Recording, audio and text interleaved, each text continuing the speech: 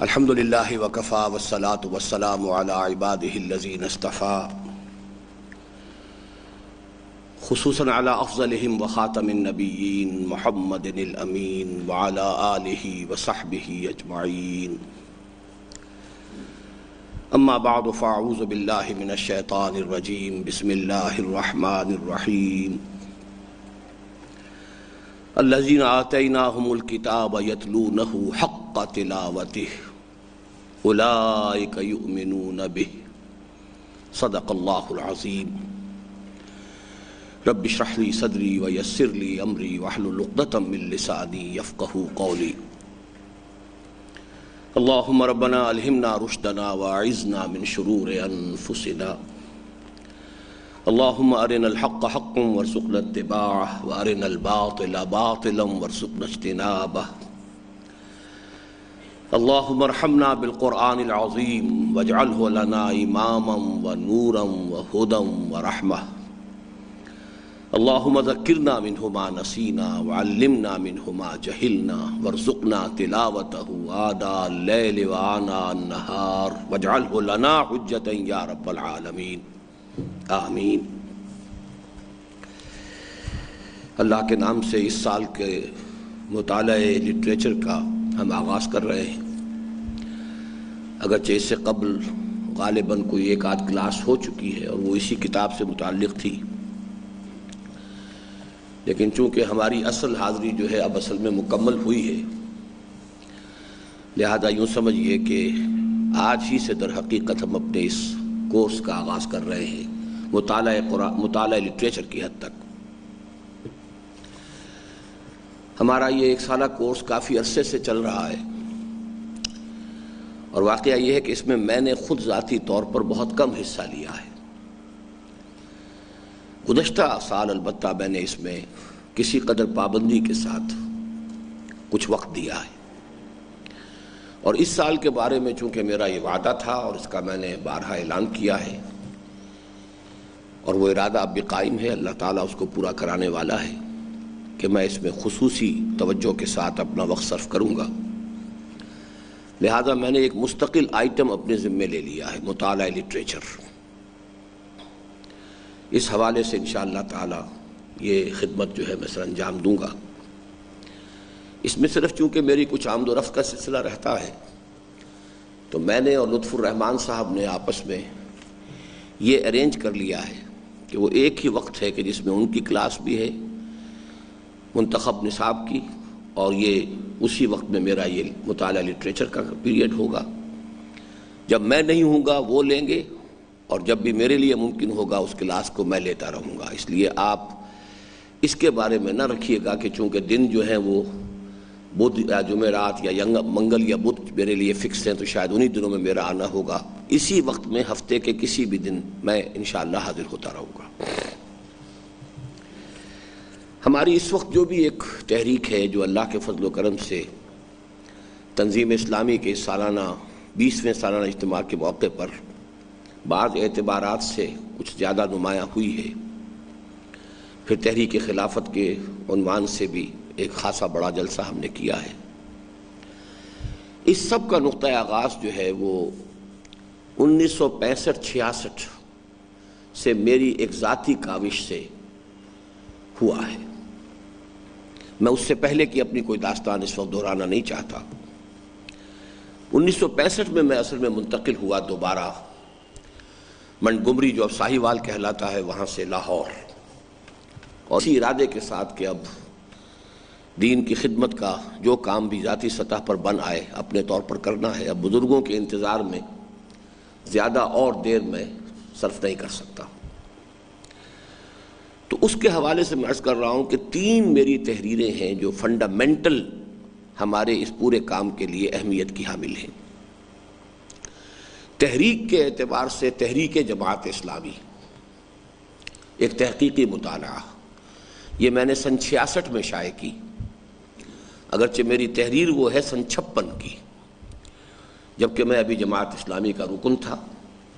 اس وقت جماعت اسلامی میں داخلی طور پر پالیسی کے بارے میں ایک اختلاف رائے ہوا تھا، تو تو ایک پارٹی ورکر کی حیثیت سے، ایک رکن کی حیثیت سے، جو اس وقت تصور بھی نہیں کر سکتا تھا کہ وہ اس جماعت سے کبھی علیحدگی بھی اختیار کر سکتا ہے، اس کو اپنا معاملہ سمجھتے ہوئے، جیسے کہ ایک سیلف اسیسمنٹ ہوتا ہے یا سیلف کرٹیسزم ہوتا ہے، تو میں نے وہ تحریر جو ہے وہ سپرد قلم کی تھی.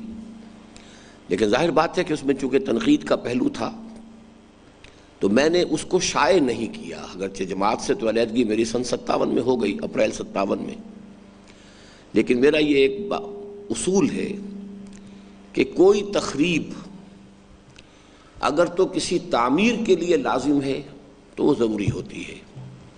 گفت رومی ہر بنائے کوہنا کا آباداں کنند، تو نہ دانی اولا تعمیر را ویراں کنند.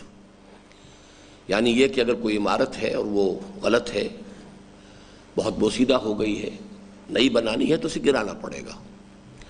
لیکن یہ کہ اس کے بغیر اگر ارادہ نہیں ہے کوئی نئی تعمیر کا تو پھر کسی بھی درجے میں تنقید اور تعمیر اور تخریب جو ہے وہ درست نہیں ہے. تو جب تک میں نے فیصلہ نہیں کر لیا کہ اب اپنی ذاتی حیثیت میں کھڑے ہو کر کام کرنا ہے، اس وقت تک میں نے اس کتاب کو شائع نہیں کیا. 65 میں منتقل ہوا ہوں اس فیصلے کے ساتھ کہ اب اس کام کو لے کر چلنا ہے، جو بھی بساط ہے اپنی اور جو بھی صلاحیت ہے، جو بھی استعداد اللہ نے دی ہے اس کے مطابق. تو 66 میں پہلی کتاب جو شائع کی میں نے وہ تحریک جماعت اسلامی ایک تحقیقی مطالعہ ہے. لیکن یہ گویا کہ میرا ماضی تھا کہ میری کس تحریک کے ساتھ میرا تعلق رہا تھا، اس کا صغرا کبرا کیا تھا، اس کے کتنے حصے کو میں صحیح سمجھتا ہوں، اس میں میرے نزدیک کہاں غلطی ہوئی ہے، یہ گویا کہ میرے ماضی سے متعلق چیز تھی. اب جو کام میرے پیش نظر تھا اس کے اعتبار سے دو نہایت مختصر لیکن بہت بنیادی تحریریں جو میری قلم سے نکلیں، ان میں سے ایک یہ ہے مسلمانوں پر قرآن مجید کے حقوق، جس کا کہ ہم نے مطالعہ آپ حضرات پہلے شروع کر چکے ہیں لیکن اثر نو پھر آج ہمیں کرنا ہے. اور ایک اس سے بھی مختصر، اسلام کی نشت ثانیہ کرنے کا اصل کام. تاریخی اعتبار سے وہ مقدم ہے. سن 66 میں تحریک جماعت اسلامی شائع ہوئی، سن 67 میں اسلام کی نشت ثانیہ کرنے کا اصل کام، اور سن 68 میں یہ چیز وجود میں آئی ہے. تو یہ در حقیقت ایک تاریخی پس منظر ہے.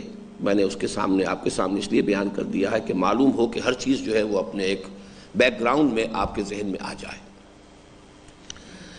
اس کتابچے کا بھی ایک پس منظر ہے خاص کہ یہ عنوان میرے ذہن میں کیوں آیا.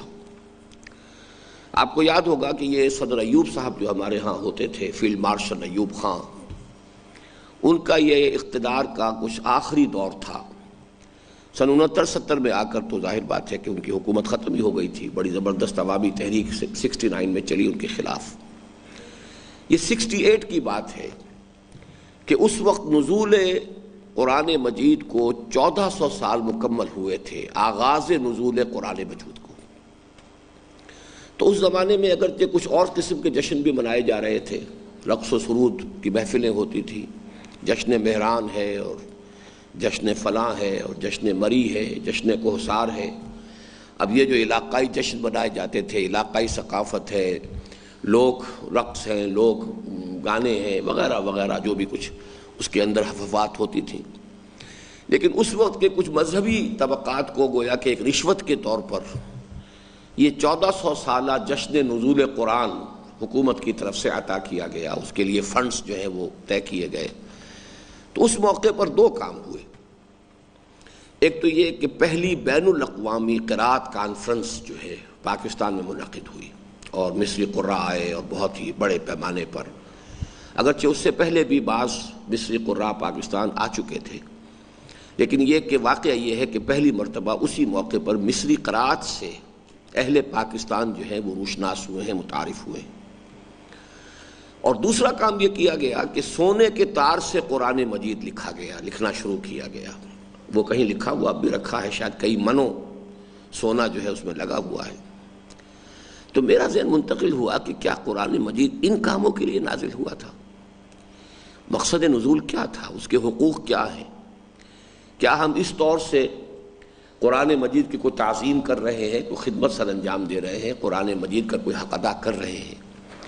اس کے حوالے سے جب ذہن نے کام کرنا شروع کیا کہ اصلاً قرآن مجید کے حقوق ہم پر کیا ہیں، تو جو چیزیں میرے سامنے آئیں وہ پھر میں نے 2 اپنے جمعوں کی تقریروں میں پہلے ان کو بیان کیا، مسجد خضرا سمن آباد لاہور میں، پھر یہ کہ متعدد مقامات پر میں نے وہ تقاریر کی، پھر اس کو مرتب کیا، تو یہ کتابچہ جو ہے وجود میں آیا ہے۔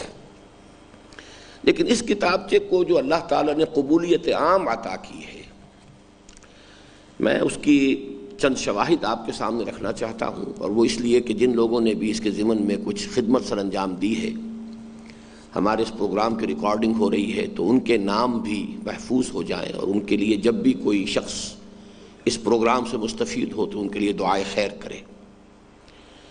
اس کتابچے کا انگریزی ترجمہ کیا پروفیسر محمد ابراہیم مرحوم نے۔ یہ ہیلی کالج آف کامرس کے اندر ہیڈ آف دی ڈپارٹمنٹ تھے انگلش کے، اور بغیر مجھے بتائے، بغیر میری اطلاع کے پورا ترجمہ کیا، پھر اس کی خود ٹائپ سیٹنگ کروائی، اس کی پروف ریڈنگ کی، اور بتایا کہ میں نے یہ سارا کام کر لیا ہے، اب آپ اس کتاب کو شائع کر دیجیے۔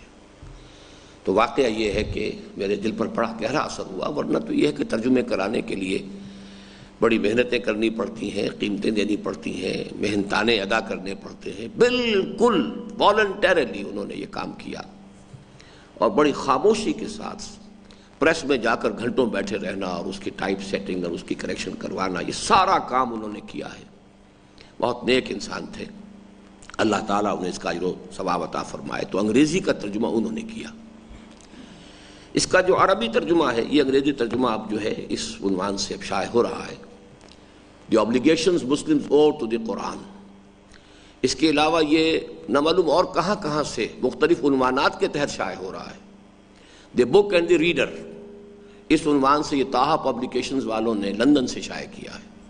چونکہ ہماری طرف سے تو کھلی اجازت ہے کہ ہماری کسی کتاب کے اوپر کوئی ہمارے حقوق نہیں ہے، بلکہ یہ تو چونکہ دین کے لیے اور دین کی خدمت کے لیے ہے، تو لہذا جو شخص چاہے اسے شائع کرے، مفت تقسیم کرے، بیچے، جو چاہے کرے۔ لہذا مختلف جگہوں سے یہ کتابیں جو ہے وہ شائع ہو رہی ہیں۔ اس کی عربی ترجمہ جو شائع ہوا، ماذا یجب علی المسلمین تجاہ القرآن، اس کا بھی ایک خاص پس منظر ہے، اسے بھی میں ریکارڈ پر لے آنا چاہتا ہوں۔ مولانا صہیب حسن صاحب ہیں ایک، جو آج کل لندن میں مقیم ہیں، اور جو سلفی تحریک ہے اس وقت کافی زور شور کے ساتھ انگلستان میں ان کا کافی کام ہے، محنت ہے، تو اس کو یوں کہا جا سکتا ہے کہ اس کے سب سے نمایاں وہاں پہ آدمی ہے اس وقت۔ سعودی عرب کا جو ادارہ ہے اس کے وہ انچارج ہیں وہاں۔ تو وہ اس زمانے میں ابھی انہوں نے مدینہ یونیورسٹی سے فارغ التحصیل ہونے کے بعد دارالافتاء کی طرف سے انہیں پہلا اسائنمنٹ ملا تھا کہ وہ ایسٹ افریقہ میں مبلغ کی حیثیت سے کام کر رہے تھے۔ سالانہ تعطیلات میں آیا کرتے تھے پاکستان، وہ آئے تو میرے چھوٹے بھائی سے ملنے آئے، اس لیے کہ دور سے ہماری ان سے ساتھ ایک عزیز داری بھی ہے۔ تو ان کے دفتر میں یہ کتابچہ پڑا ہوا تھا، کراچی کی بات ہے یہ، تو وہ اٹھا کر لے گئے۔ ان کا کہنا یہ ہے کہ میں بس میں بیٹھا صدر کراچی سے، اور فیڈرل بی ایریا تک پہنچنا تھا انہیں، جہاں کہ ان کا گھر تھا، جہاں جانا تھا انہیں، تو وہاں تک میں نے وہ کتابچہ پڑھ لیا، اور میں نے اپنے دل پر اس کا جو اثر محسوس کیا، تو مجھے احساس ہوا کہ کوئی شے اگر مولوی کے دل پر اثر کر سکتی ہے، یہ ان کے الفاظ ہیں، ورنہ میں یہ الفاظ خود کبھی نہ کہتا، یہ ان کے الفاظ جو کوٹ کر رہا ہوں، کیونکہ وہ عالم دین تھے، فارغ التحصیل مدینہ یونیورسٹی کے۔ ظاہر بات ہے کہ ایک عالم دین کو کسی دوسری بات سے کوئی خاص تاثر لینے کا معاملہ جو ہے وہ کچھ آسان نہیں ہوا کرتا، کہ اگر ایک مولوی کے دل پر اتنا اثر ہو سکتا ہے جو میرے دل پر ہوا ہے، تو پھر یہ کہ ایک عام انسان کے لیے کتنی مفید ہوگی۔ خاموشی سے انہوں نے عربی ترجمہ کیا۔ اپنے اہتمام میں البعث الاسلامی ایک رسالہ نکلتا ہے لکھنؤ سے، مولانا سید علی میاں کی زیر نگرانی، 5 اقساط میں 5 پرچوں میں اس کے یہ 5 حقوق جو ہیں ایک ایک قسط کر کے شائع ہوئے۔ میرے علم میں بعد میں آیا، جبکہ البعث الاسلامی میں وہ چھپ بھی چکی تھی اقساط۔ ظاہر بات ہے کہ یہ کام بھی انہوں نے بالکل بغیر کسی معاوضے کے کیا ہے، والنٹیرلی کیا ہے، دین کی خدمت سمجھ کر کیا ہے۔ اسی طرح ایک روز میں بیٹھا ہوا تھا اپنے، جبکہ ہمارا ابھی انجمن خدام القرآن کا یہ سارا کمپلیکس جو ہے ابھی قائم نہیں ہوا تھا، ابھی مرکزی دفتر ہمارا تھا سمن آباد میں، 12 افغانی روڈ سمن آباد پر۔ تو اپنے دفتر میں تھا کہ ایک صاحب تشریف لائے، میرا ان سے کوئی تعارف نہیں تھا۔ انہوں نے اپنا تعارف خود کرایا کہ میرا نام ہے بشیر احمد، ڈاکٹر بشیر احمد، میں head of the department of Persian ہوں پنجاب یونیورسٹی کا، میں آپ کی اس کتاب کا یہ ترجمہ فارسی میں کر کے لایا ہوں۔ کوئی تعارف ان سے نہیں تھا، کوئی ان سے گفتگو نہیں تھی، میں ان سے سرے سے واقف نہیں تھا، لیکن یہ حقوق قرآن بر مسلمانان، بلکہ یہ کہ بعض جگہ پر تو اس کا برگردن مسلمانہ یہ بھی تھا ترجمہ پہلے شاید، یہ انہوں نے کیا ہے بالکل اپنے طور پر والنٹریلی، اس میں کسی اعتبار سے، جیسا کہ میں نے عرض کیا کہ کوئی میرا تو ان سے تعارف بھی نہیں تھا۔ اسی طریقے سے ہمارے ایک سندھی بھائی نے یہ ترجمہ کیا، ارباب علی چنو نے، یہ سندھی میں شائع ہو چکا ہے۔ ایک دفعہ مجھے اچانک بیٹھا ہوا تھا کہ ملیشیا سے ملائی زبان کے اندر چھپا ہوا اس کا ترجمہ آ گیا، ہندوستان جنوبی ہند کی کسی زبان میں چھپا ہوا آ گیا۔ ظاہر بات ہے کہ زبان یار من ترکی و من ترکی نمی دانم، نہ میں وہ ملیشیا والی زبان پڑھ سکتا ہوں، نہ میں وہ جنوبی ہند کی وہ زبان پڑھ سکتا ہوں، لیکن یہ صرف میں نے آپ کے سامنے اس کی جو ایک مقبولیت ہے خصوصی جو اللہ تعالیٰ کی طرف سے اسے عطا ہوئی ہے، اس کی ایک علامت کے طور پر یہ چیزیں آپ کے سامنے رکھی ہیں۔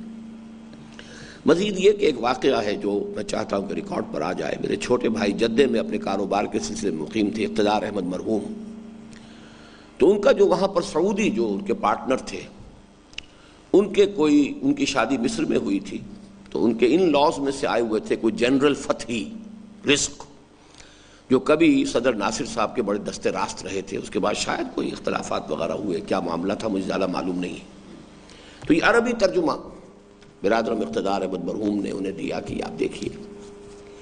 وہ انہوں نے پڑھا، اور اس کے بعد چند دن کے بعد دوبارہ ملاقات ہوئی تو ایک بڑی عجیب بات انہوں نے کہی کہ میں صرف یہ کہہ سکتا ہوں کہ جس شخص نے یہ کتاب لکھی ہے وہ کبھی گمراہ نہیں ہو سکتا، اور یہ میں سمجھتا ہوں کہ آج تک جو بھی مجھے ٹریبیوٹس ملے ہیں شاید ان میں سب سے بڑا ٹریبیوٹ یہی ہے۔ اور اس میں مجھے حیرت یہ ہوئی کہ خود اس شخص کا مزاج جو ہے وہ مزاج نبوی سے کتنا قریب ہے، اس کا مجھے اندازہ ہوا، اس لیے کہ جو حدیث طویل ہے، کبھی موقع آئے گا تو ہم پڑھیں گے اس کو، حضرت علی رضی اللہ تعالیٰ عنہ سے جو مروی ہے قرآن مجید کی عظمت کے بیان میں، اس حدیث کے آخری الفاظ یہی ہیں، من دعا الیہ فقد ہدی الی صراط مستقیم، جو شخص بھی اس قرآن کا داعی بن کر کھڑا ہو جائے گا، کسی اور کو ہدایت ہو نہ ہو، اس کی ہدایت جو ہے وہ انشورڈ ہو گئی، فقد ہدی الی صراط مستقیم۔ اور یہ قد ہدی جو ہے مجہول فعل ماضی میں جب قد لگ جاتا ہے تو یہ پریزنٹ پرفیکٹ ٹینس کا مفہوم دیتا، ہو چکا، قد ہدی، اس کی ہدایت ہو چکی صراط مستقیم کی طرف، من دعا الیہ فقد ہدی الی صراط مستقیم۔ تو جو بات انہوں نے کہی تھی اس میں گویا کہ حضور صلی اللہ علیہ وسلم کے انہی الفاظ مبارکہ کی ایک جھلک یا اس کا ایک عکس موجود تھا۔ بہرحال یہ اس کتابچے کا ایک ہلکا سا تعارف، باقی اس کی تقریضات میں سے جو آخر میں کچھ درج ہیں وہ آپ خود بھی پڑھ لیں گے۔ اب آئیے ہم اس کا سلسلہ وار مطالعہ شروع کرتے ہیں۔ اس کا جو پیش لفظ تھا وہ میں نے کسی حد تک بیان کر دیا ہے، اس کی ضرورت نہیں ہے، لیکن یہ جو صفحہ 4 پر اب اس کے چونکہ چند اس میں اصطلاحات آ رہی ہیں،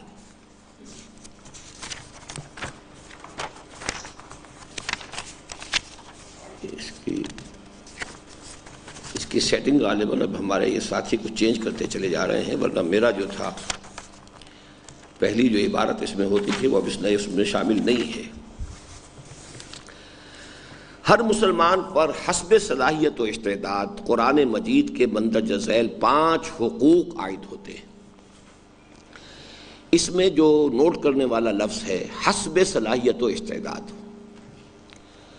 ظاہر بات ہے کہ اللہ تعالیٰ نے انسانوں کو جو پیدا کیا ہے تو سب انسان برابر صلاحیتوں کے حامل نہیں ہیں، فرق و تفاوت ہے، نہ ہر زن زنست و نہ ہر مرد مرد خدا پنج انگشت یکساں نہ کرد۔ تو جس شخص کے اندر جتنی اس نے صلاحیت اور استعداد رکھی ہے اتنا ہی وہ حساب لے گا، اور یہ اس کے علم میں ہے، چاہے وہ جینز کے اندر تھا، چاہے وہ انوائرمنٹ میں جو فیکٹرز تھے اس کے ڈیولپمنٹ میں جو اس کی شخصیت کے لیے گیون فیکٹرز ہیں۔ اب ظاہر بات ہے میں ہوں، آپ ہیں، ہمیں جو جینز ملے ہیں اپنے والدین سے، آباء و اجداد سے، وہ ہمارا اپنا چوائس تو نہیں ہے، وہ تو اللہ تعالیٰ کی طرف سے چلے آ رہے ہیں۔ اسی طرح کون کس ماحول میں پیدا کیا گیا ہے، اسے کس قسم کے بچپن میں اس کے بعد جو حالات جو ہیں اس کے اندر اس کی پرورش ہوئی ہے، یہ بھی اس کے لیے اس کے چوائس میں نہیں ہے، اس کے لیے گیون ہے۔ ان تمام چیزوں سے انسان کی ایک شخصیت بنتی ہے، اس کی کچھ صلاحیتیں جو ہے وہ ترتیب پاتی ہیں۔ پھر یہ کہ اللہ تعالیٰ کی طرف سے ہر انسان کو ایک آزاد ارادہ بھی دیا گیا ہے۔ یہ آزاد ارادہ ظاہر بات ہے کہ ان چیزوں کے اندر اندر ہی وہ اپنا جولانی دکھا سکتا ہے۔ اسی لیے قرآن مجید میں ایک جگہ اس کو کہا گیا ہے شاکلہ۔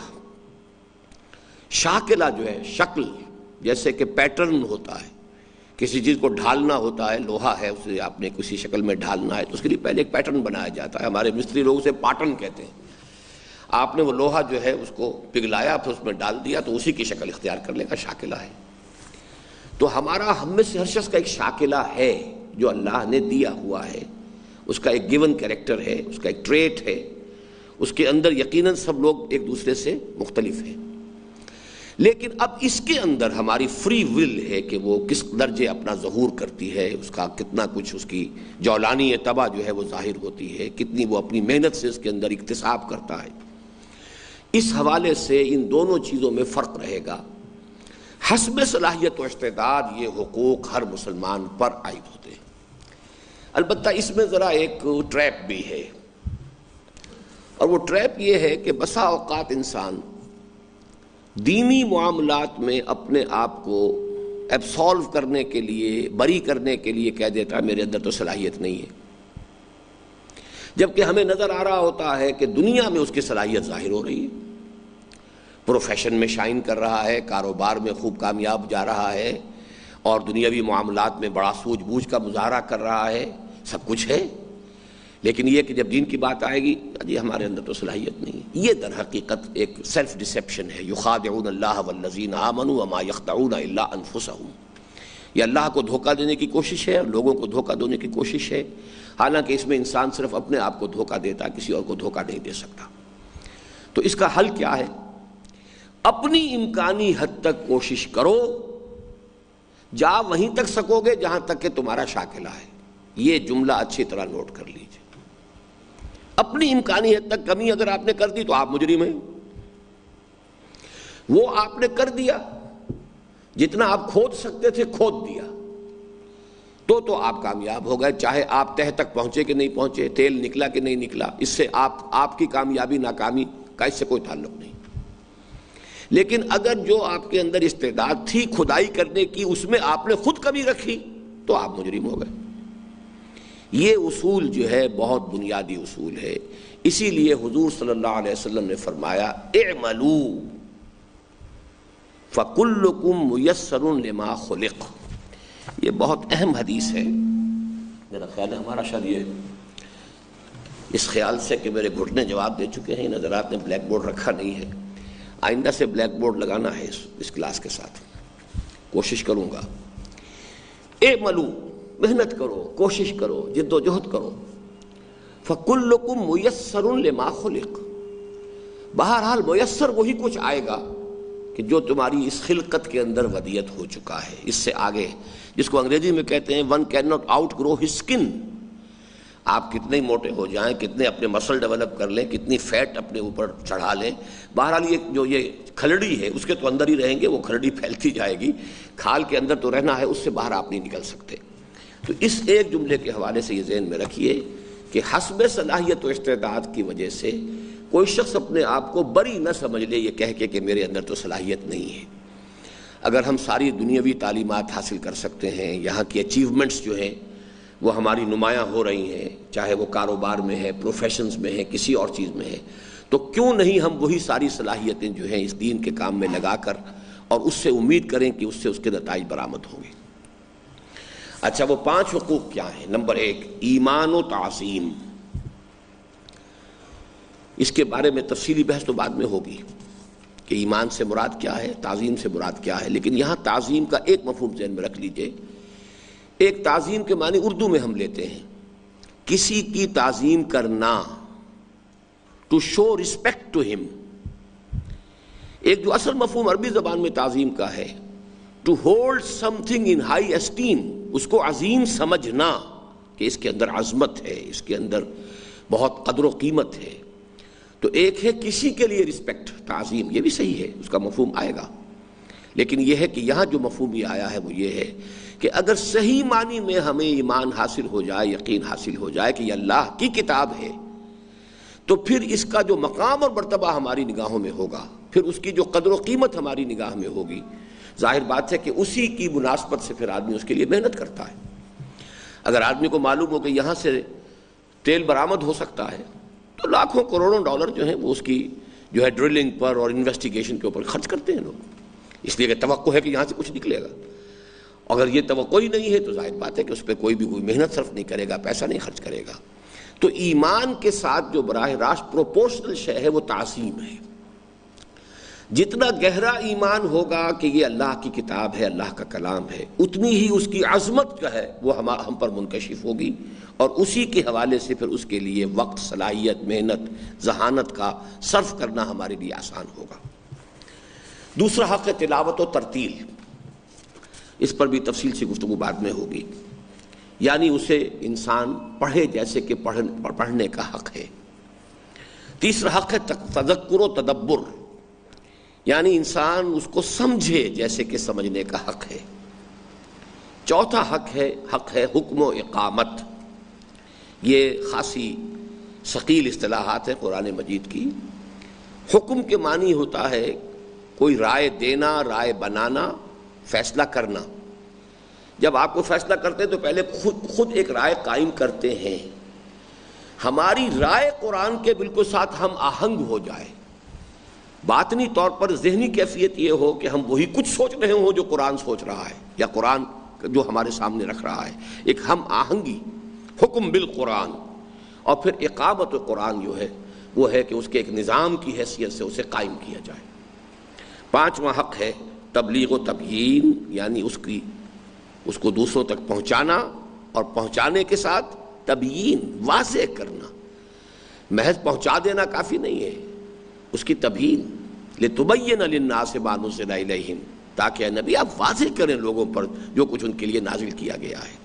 تو تبلیغ ابتدائی مرحلہ ہے، اور جو اصل شے مطلوب ہے وہ تبیین ہے۔ اس کے بعد تھوڑا سا یہ ہے مختصر سا معاملہ، وہ پڑھ ہی لیتے ہیں ہم۔ الحمدللہ وکفیٰ والسلام علی عبادہ الذین اصطفیٰ، اما بعد فاعوذ باللہ من الشیطان الرجیم، بسم اللہ الرحمن الرحیم، رب اشرح لی صدری ویسر لی امری واحلل عقدۃ من لسانی یفقہوا قولی۔ آپ کو معلوم ہے کہ آج کل ہمارے ملک میں سرکاری اور غیر سرکاری دونوں سطحوں پر نزول قرآن مجید کا 1400 سالہ جشن منایا جا رہا ہے۔ اس سلسلے میں دو باتیں سمجھ لینے کی ہیں۔ ایک یہ کہ اس قسم کی نئی تقریبات کی ایجاد اور ترویج ہمارے دین کے مزاج سے مناسبت نہیں رکھتی۔ ہمیں اپنے تمام دینی جذبات کے ظہور کے لیے صرف ان تقریبات پر اکتفا و قناعت کرنا چاہیے جو حضور نبی اکرم صلی اللہ علیہ وسلم سے معصور چلی آ رہی ہیں۔ یہ نئے جشن، نئی عیدیں، عید میلاد اور عید استقلال، یہ سب چیزیں جو ہے در حقیقت دین کے بنیادی مزاج کے خلاف ہیں۔ عیدیں دو ہی ہیں، عید الفطر ہے، عید الاضحیٰ ہے۔ ہمیں انہی کے حوالے سے ساری بات کرنی چاہیے، نئے جشن نہیں منانے چاہیے۔ ان میں نت نئے اضافوں سے دین میں بدعت کا دروازہ کھلتا ہے، جس سے بے شمار خرابیاں پیدا ہوتی ہیں۔ حضور صلی اللہ علیہ وسلم کا یہ فرمان مبارک ہمیشہ ہمارے پیش نظر رہنا چاہیے، وَشَرُّ الْأُمُورِ مُحْدَثَاتُهَا وَكُلَّ مُحْدَثَةٍ بِدْعَةٍ وَكُلَّ بِدْعَةٍ ضَلَالَةٍ۔ تمام معاملات میں سب سے برے معاملات وہ ہیں جو نئے ایجاد کیے جائیں، اور ہر نئی ایجاد شدہ چیز یہ بدعت ہے، اور ہر بدعت ضلالت ہے۔ اب ایجادات ایک ہوتی ہیں جو سائنٹیفک ہے، اس میں اس سے بحث نہیں ہے، ہوائی جہاز ایجاد ہو گیا، اسٹیم انجنز ایجاد ہو گئے، یہ ایجاد اور شے ہے، یہ بجلی ایجاد ہو گئی۔ لیکن دین کے اندر تعبدی امور میں، عبادات سے متعلق کسی بھی مسئلے میں کوئی نئی شے کا آغاز وہ بدعت ہے۔ موجودہ سلسلہ تقریبات کے ساتھ لفظ جشن بھی خاص اہمیت کا حامل ہے۔ اس سے ذہن خواہی نہ خواہی جشنوں کے اس سلسلے کے جانب منتقل ہو جاتا ہے جو خیبر سے کراچی تک مختلف علاقائی ناموں سے منائے جا رہے ہیں، اور جن میں اس نام نہاد ثقافت کا مظاہرہ کیا جاتا ہے جو قرآن مجید کی تعلیمات پر ایک کھلا طنز ہے۔ ایسا محسوس ہوتا ہے کہ الحاد پسند اور اباحیت پرست لوگوں کے لیے اس قسم کے بے شمار جشنوں کے اہتمام کے ساتھ جشن نزول قرآن مجید کا انعقاد غالباً ایک رشوت ہے جو مذہبی ذوق رکھنے والے لوگوں کی خدمت میں پیش کی جا رہی ہے، واللہ عالم۔ دوسری قابل توجہ بات یہ ہے کہ اس قسم کی تقریبات سے اگر یہ فائدہ اٹھایا جائے کہ ان کے ذریعے عوام میں دین و مذہب سے لگاؤ پیدا ہو، قرآن حکیم کے ساتھ ان کا ربط و تعلق بڑھے، اور اس بعد میں کمی ہو جو آج ہمارے اور قرآن مجید کے مابین پیدا ہو گیا ہے، تو پھر بھی ان کے انعقاد کے جواز کا کوئی پہلو شاید پیدا کیا جا سکے۔ لیکن جیسا کہ آپ کو معلوم ہے اس قسم کا کوئی فائدہ اس نوعیت کی تقاریب سے حاصل نہیں ہوتا۔ قرآن کی تزئین و آرائش یا حسن قرأت کے مظاہروں اور مقابلے سے تو بہرحال اس قسم کے کسی فائدے کے حصول کا سوال ہی پیدا نہیں ہوتا۔ جو کانفرنسیں یا جلسے قرآن مجید کے نام پر منعقد ہوتے ہیں ان میں بھی اکثر سارا زور قرآن مجید کے مقام و مرتبے کی وضاحت یا اس کی شان کے بیان پر صرف کر دیا جاتا ہے، اور اس بات کی طرف بہت کم توجہ دی جاتی ہے کہ ہم پر بحیثیت مسلمان قرآن مجید کے کیا کیا حقوق عائد ہوتے ہیں اور ان کی ادائیگی کی کیا صورت ممکن ہے۔ حالانکہ جہاں تک قرآن مجید کے مقام یا مرتبے اور شان و عظمت کا تعلق ہے، واقعہ یہ ہے کہ اس کا بیان تو کما حقہ، اس کا بیان تو کجا کما حقہ، ادراک بھی کسی انسان کے بس میں نہیں ہے۔ اس جملے کو ذرا آپ انڈرلائن کر لیجئے، قرآن مجید کی شان یا اس کا مرتبہ یا اس کی عظمت کا بیان تو کجا، ادراک بھی کسی انسان کے بس میں نہیں ہے۔ یہ شاعرانہ خیال آرائی نہیں ہے، یہ لفاظی نہیں ہے، عبارت آرائی نہیں ہے، 100% درست ہے۔ اس کی وجہ کیا ہے؟ قرآن اللہ کا کلام ہے، کلام اللہ کی صفت ہے، ذات باری تعالی وراء الورا وراء الورا وراء الورا لیس کمثلہ شیء، اسی طرح اس کی ہر صفت بھی ہمارے تصور و ادراک کی وسعتوں سے، اس کی پہنائیوں سے باہر ہے۔ لہذا قرآن مجید کی عظمت کا پورا اندازہ کرنا کسی انسان کے لیے ممکن نہیں۔ یہی وجہ ہے، نوٹ کر لیجئے کہ قرآن مجید نے اس کے لیے صرف ایک تمثیل کا سہارا لیا ہے۔ یہ اصول سمجھ لیجئے کہ جو مضامین اتنے بلند ہوں، اتنے میٹا فزیکل ہیں کہ وہ ہمارے تصور میں نہیں آ سکتے، تخیل میں نہیں آ سکتے، ان کو قرآن مجید تمثیل کے حوالے سے بیان کرتا ہے، تاکہ اگر وہاں تک آدمی نہ پہنچ سکے تو کچھ تو تاثر قائم ہو جائے، کچھ ہلکا سا نقشہ تو ذہن میں آ جائے۔ تمثیل کے کا اصل فائدہ یہ ہے۔ قرآن مجید نے تمثیل بیان کی ہے، لو انزلنا هذا القرآن على جبل لرأيته خاشعا متصدعا من خشية الله وتلك الامثال نضربها للناس لعلهم يتفكرون۔ اگر ہم نے اس قرآن کو کسی پہاڑ پر اتار دیا ہوتا تو تم دیکھتے کہ وہ دب جاتا اور پھٹ جاتا اللہ کی خشیت سے۔ اور یہ مثالیں ہیں جو ہم لوگوں کے لیے بیان کرتے ہیں، شاید کہ وہ کچھ غور کر سکیں، تفکر کر سکیں کہ عظمت قرآن کا بیان اگر سمجھنا ہے تو اس تمثیل سے سمجھو۔ اچھا، اس تمثیل کو سمجھیے سورہ اعراف میں جو واقعہ بیان ہوا ہے اس سے۔ حضرت موسیٰ علیہ السلام کو جب بلایا گیا ہے کوہ طور پر، اور یہ ایک مرتبہ تو شروع میں گئے تھے جبکہ وہ صرف روشنی دیکھ کر اور آگ سمجھ کر چلے گئے تھے، جبکہ نبوت ملی ہے، رسالت پر فائز ہوئے ہیں۔ پھر ایک مرتبہ بلائے گئے ہیں جبکہ تورات دی گئی ہے۔ پھر تیسری مرتبہ گئے ہیں قوم کی طرف سے توبہ کرنے اور معافی مانگنے، جو اجتماعی جرم ہو گیا تھا ان سے کہ انہوں نے حضرت موسیٰ کی عدم موجودگی میں بچھڑے کی پرستی شروع کر دی تھی۔ اس موقع پر ایک مکالمہ ہوا ہے۔ اب ظاہر بات ہے کہ ویسے تو شاید اور بھی مواقع ہوئے ہوں، لیکن یہ 3 مواقع تو میں نے آپ کے سامنے بیان کر دی ہے کہ 3 مرتبہ ایسا ہو رہا ہے کہ اللہ سے بات تو ہو رہی ہے، ہم کلامی تو ہے، تو آتش شوق بھڑکی، اے اللہ مجھے دیدار بھی عطا فرما دے۔ کیا قیامت ہے کہ چلمن سے لگے بیٹھے ہیں، صاف چھپتے بھی نہیں، سامنے آتے بھی نہیں۔ اب یہ کہ بات تو ہو رہی ہے، من ورائے حجاب ہو رہی ہے، پردے کے پیچھے سے ہو رہی ہے، مکالمہ براہ راست ہے، اگرچہ سامنے نہیں۔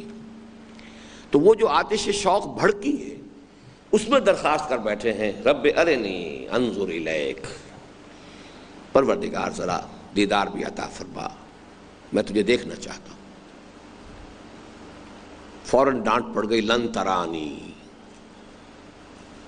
تم مجھے ہرگز نہیں دیکھ سکتے۔ وَلَٰكِنِ انظُرْ إِلَى الْجَبَلِ، ذرا اس پہاڑ کی طرف نگاہ کرو، فَإِنِ اسْتَقَرَّ مَكَانَهُ فَسَوْفَ تَرَانِي، میں اپنی ایک تجلی اس پر ڈالوں گا، اگر وہ اس کو جھیل جائے تو سمجھنا کہ تم بھی دیکھ سکو گے مجھے۔ فَلَمَّا تَجَلَّىٰ رَبُّهُ لِلْجَبَلِ جَعَلَهُ دَكًّا وَخَرَّ مُوسَىٰ صَعِقًا، اب یہ جب اللہ تعالیٰ کی ایک تجلی جو ہے اللہ نے اس پہاڑ پر ڈالی ہے تو پہاڑ ریزہ ریزہ ہو گیا، اور حضرت موسیٰ بالواسطہ مشاہدے کے تحت، ابھی وہ براہ راست موسیٰ پر تجلی نہیں تھی، تجلی کا انڈائریکٹ مشاہدہ ہو رہا ہے، تجلی ہے باری تعالیٰ ہے پہاڑ پر، وَلَٰكِنِ انظُرْ إِلَى الْجَبَلِ، لیکن یہ کہ فَلَمَّا تَجَلَّىٰ رَبُّهُ لِلْجَبَلِ جَعَلَهُ دَكًّا وَخَرَّ مُوسَىٰ صَعِقًا، اور حضرت موسیٰ بے ہوش ہو کر گر گئے۔ اب یہ ہے وہ واقعہ جو پیش آیا کہ اللہ تعالیٰ کی ذات کی ایک ادنا تجلی کا اثر پہاڑ پر یہ ہوا ہے کہ وہ ریزہ ریزہ ہو گیا اور پھٹ گیا، تو بالکل اسی طرح سمجھ لو کہ اللہ کے کلام کی تاثیر بھی وہی ہے۔ یہ دوسری بات ہے، یہ انسولیٹڈ ہے، کسی جگہ سے کوئی بڑا کیبل گزر رہا ہو اور اس میں بہت ہائی وولٹیج کی الیکٹرک کرنٹ جا رہا ہو، لیکن ہے انسولیٹڈ، آپ اس کے اوپر چل رہے ہیں، پھر رہے ہیں، دیکھ رہے ہیں، بال رہے ہیں، آپ کو کیا پتا کہ آپ کے قدموں کے نیچے سے کیا قیامت گزر رہی ہے، آپ کو اندازہ ہی نہیں۔ اس معنی میں عظمت قرآن کے اعتبار سے یہ آیت مبارکہ سورہ حشر کی جو ہے، اس کو سمجھیے کہ اس کا ذروہ سنام ہے، لو انزلنا هذا القرآن على جبل لرأيته خاشعا متصدعا من خشية الله وتلك الامثال نضربها للناس لعلهم يتفكرون، تو کسی انسان کے لیے اس کی اصل عظمت کا اندازہ ممکن نہیں ہے، کسی درجے میں ہے تو وہ آگے آ رہا ہے۔ سیدھی سی بات یہ ہے کہ قدر گوہر شاہ داند یا بداند گوہری، کہ موتی کی قدر و قیمت جو ہے یا تو جوہری جو ہے، گوہری جو اس میں ٹریڈنگ کرتا ہے، ڈیل کرتا ہے، اس میں اسے پتا ہے یہ موتی کتنا قیمتی ہے، یہ موتی کتنا قیمتی ہے، یا پھر بادشاہوں کے علم میں ہوتا ہے جو اس کو استعمال کرتے ہیں۔ عام آدمی کو کیا پتا چلے گا کہ یہ ایک ٹکڑا جو ہے یہ کانچ کا ٹکڑا ہے یا یہ موتی ہے، یہ ہیرا ہے یا یہ کیا ہے، کچھ بھی پتا نہیں چلے گا۔ تو قدر گوہر شاہ داند یا بداند گوہری، قرآن حکیم کے اصل مقام و مرتبے کا علم صرف اس شاہ ارض و سماوات کو ہے جس کا یہ کلام ہے، اور اس کی حقیقی قدر و قیمت سے آگاہ صرف وہ ذات بابرکت ہے جس پر یہ نازل ہوا صلی اللہ علیہ وسلم۔ اس میں اب جو میں نے آیت بیان کی تھی وہ حاشیے کے طور پر اس کتابچے کے اندر درج ہے، اب اسے پڑھنے کی دوبارہ ضرورت نہیں ہے۔ ہمارا اصل کام یہ ہے کہ پوری دیانتداری کے ساتھ پہلے یہ سمجھیں کہ اس کتاب مبارک کے کیا حقوق ہم پر عائد ہوتے ہیں، پھر یہ دیکھیں کہ آیا ہم انہیں ادا کر رہے ہیں یا نہیں، اور اگر یہ معلوم ہو کہ ایسا نہیں ہے تو پھر یہ سوچیں کہ ان کی ادائیگی کی کیا صورت ممکن ہو سکتی ہے، اور پھر بلا تاخیر اس کے لیے سرگرم عمل ہو جائیں، اس لیے کہ اس کا براہ راست تعلق ہماری عاقبت اور نجات سے ہے۔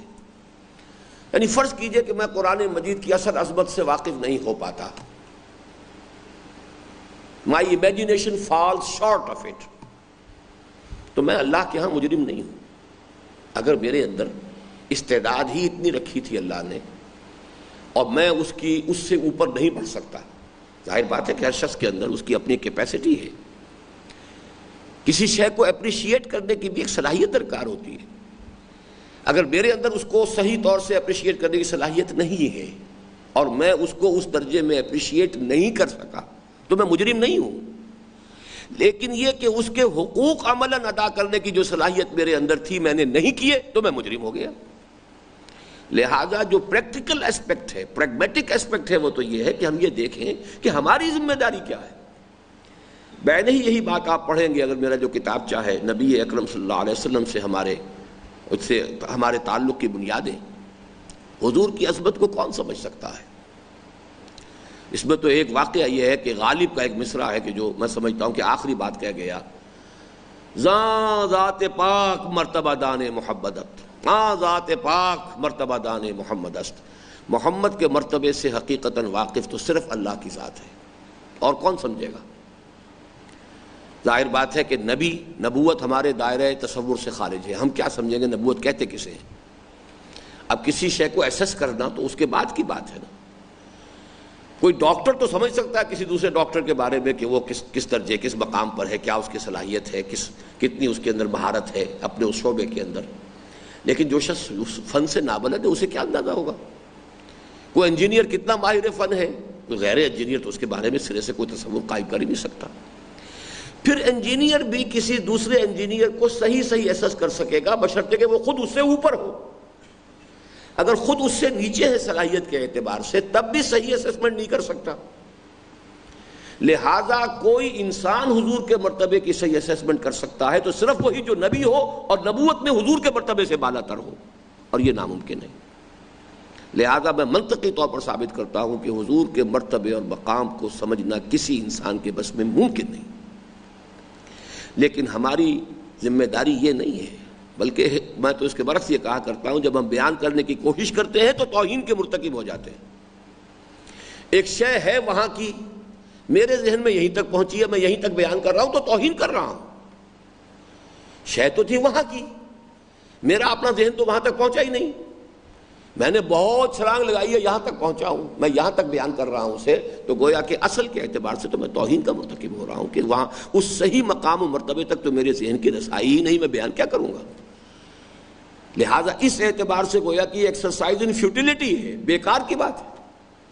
اصل بات جس پر کہ ہماری نجات کا دار و مدار ہے وہ یہ کہ بحیثیت امتی ہمارا فرض کیا ہے اس کو سمجھو بھائی، اس کو ہم ادا کر رہے ہیں کہ نہیں کر رہے ہیں؟ ہماری نجات کا مسئلہ اس پر ہے۔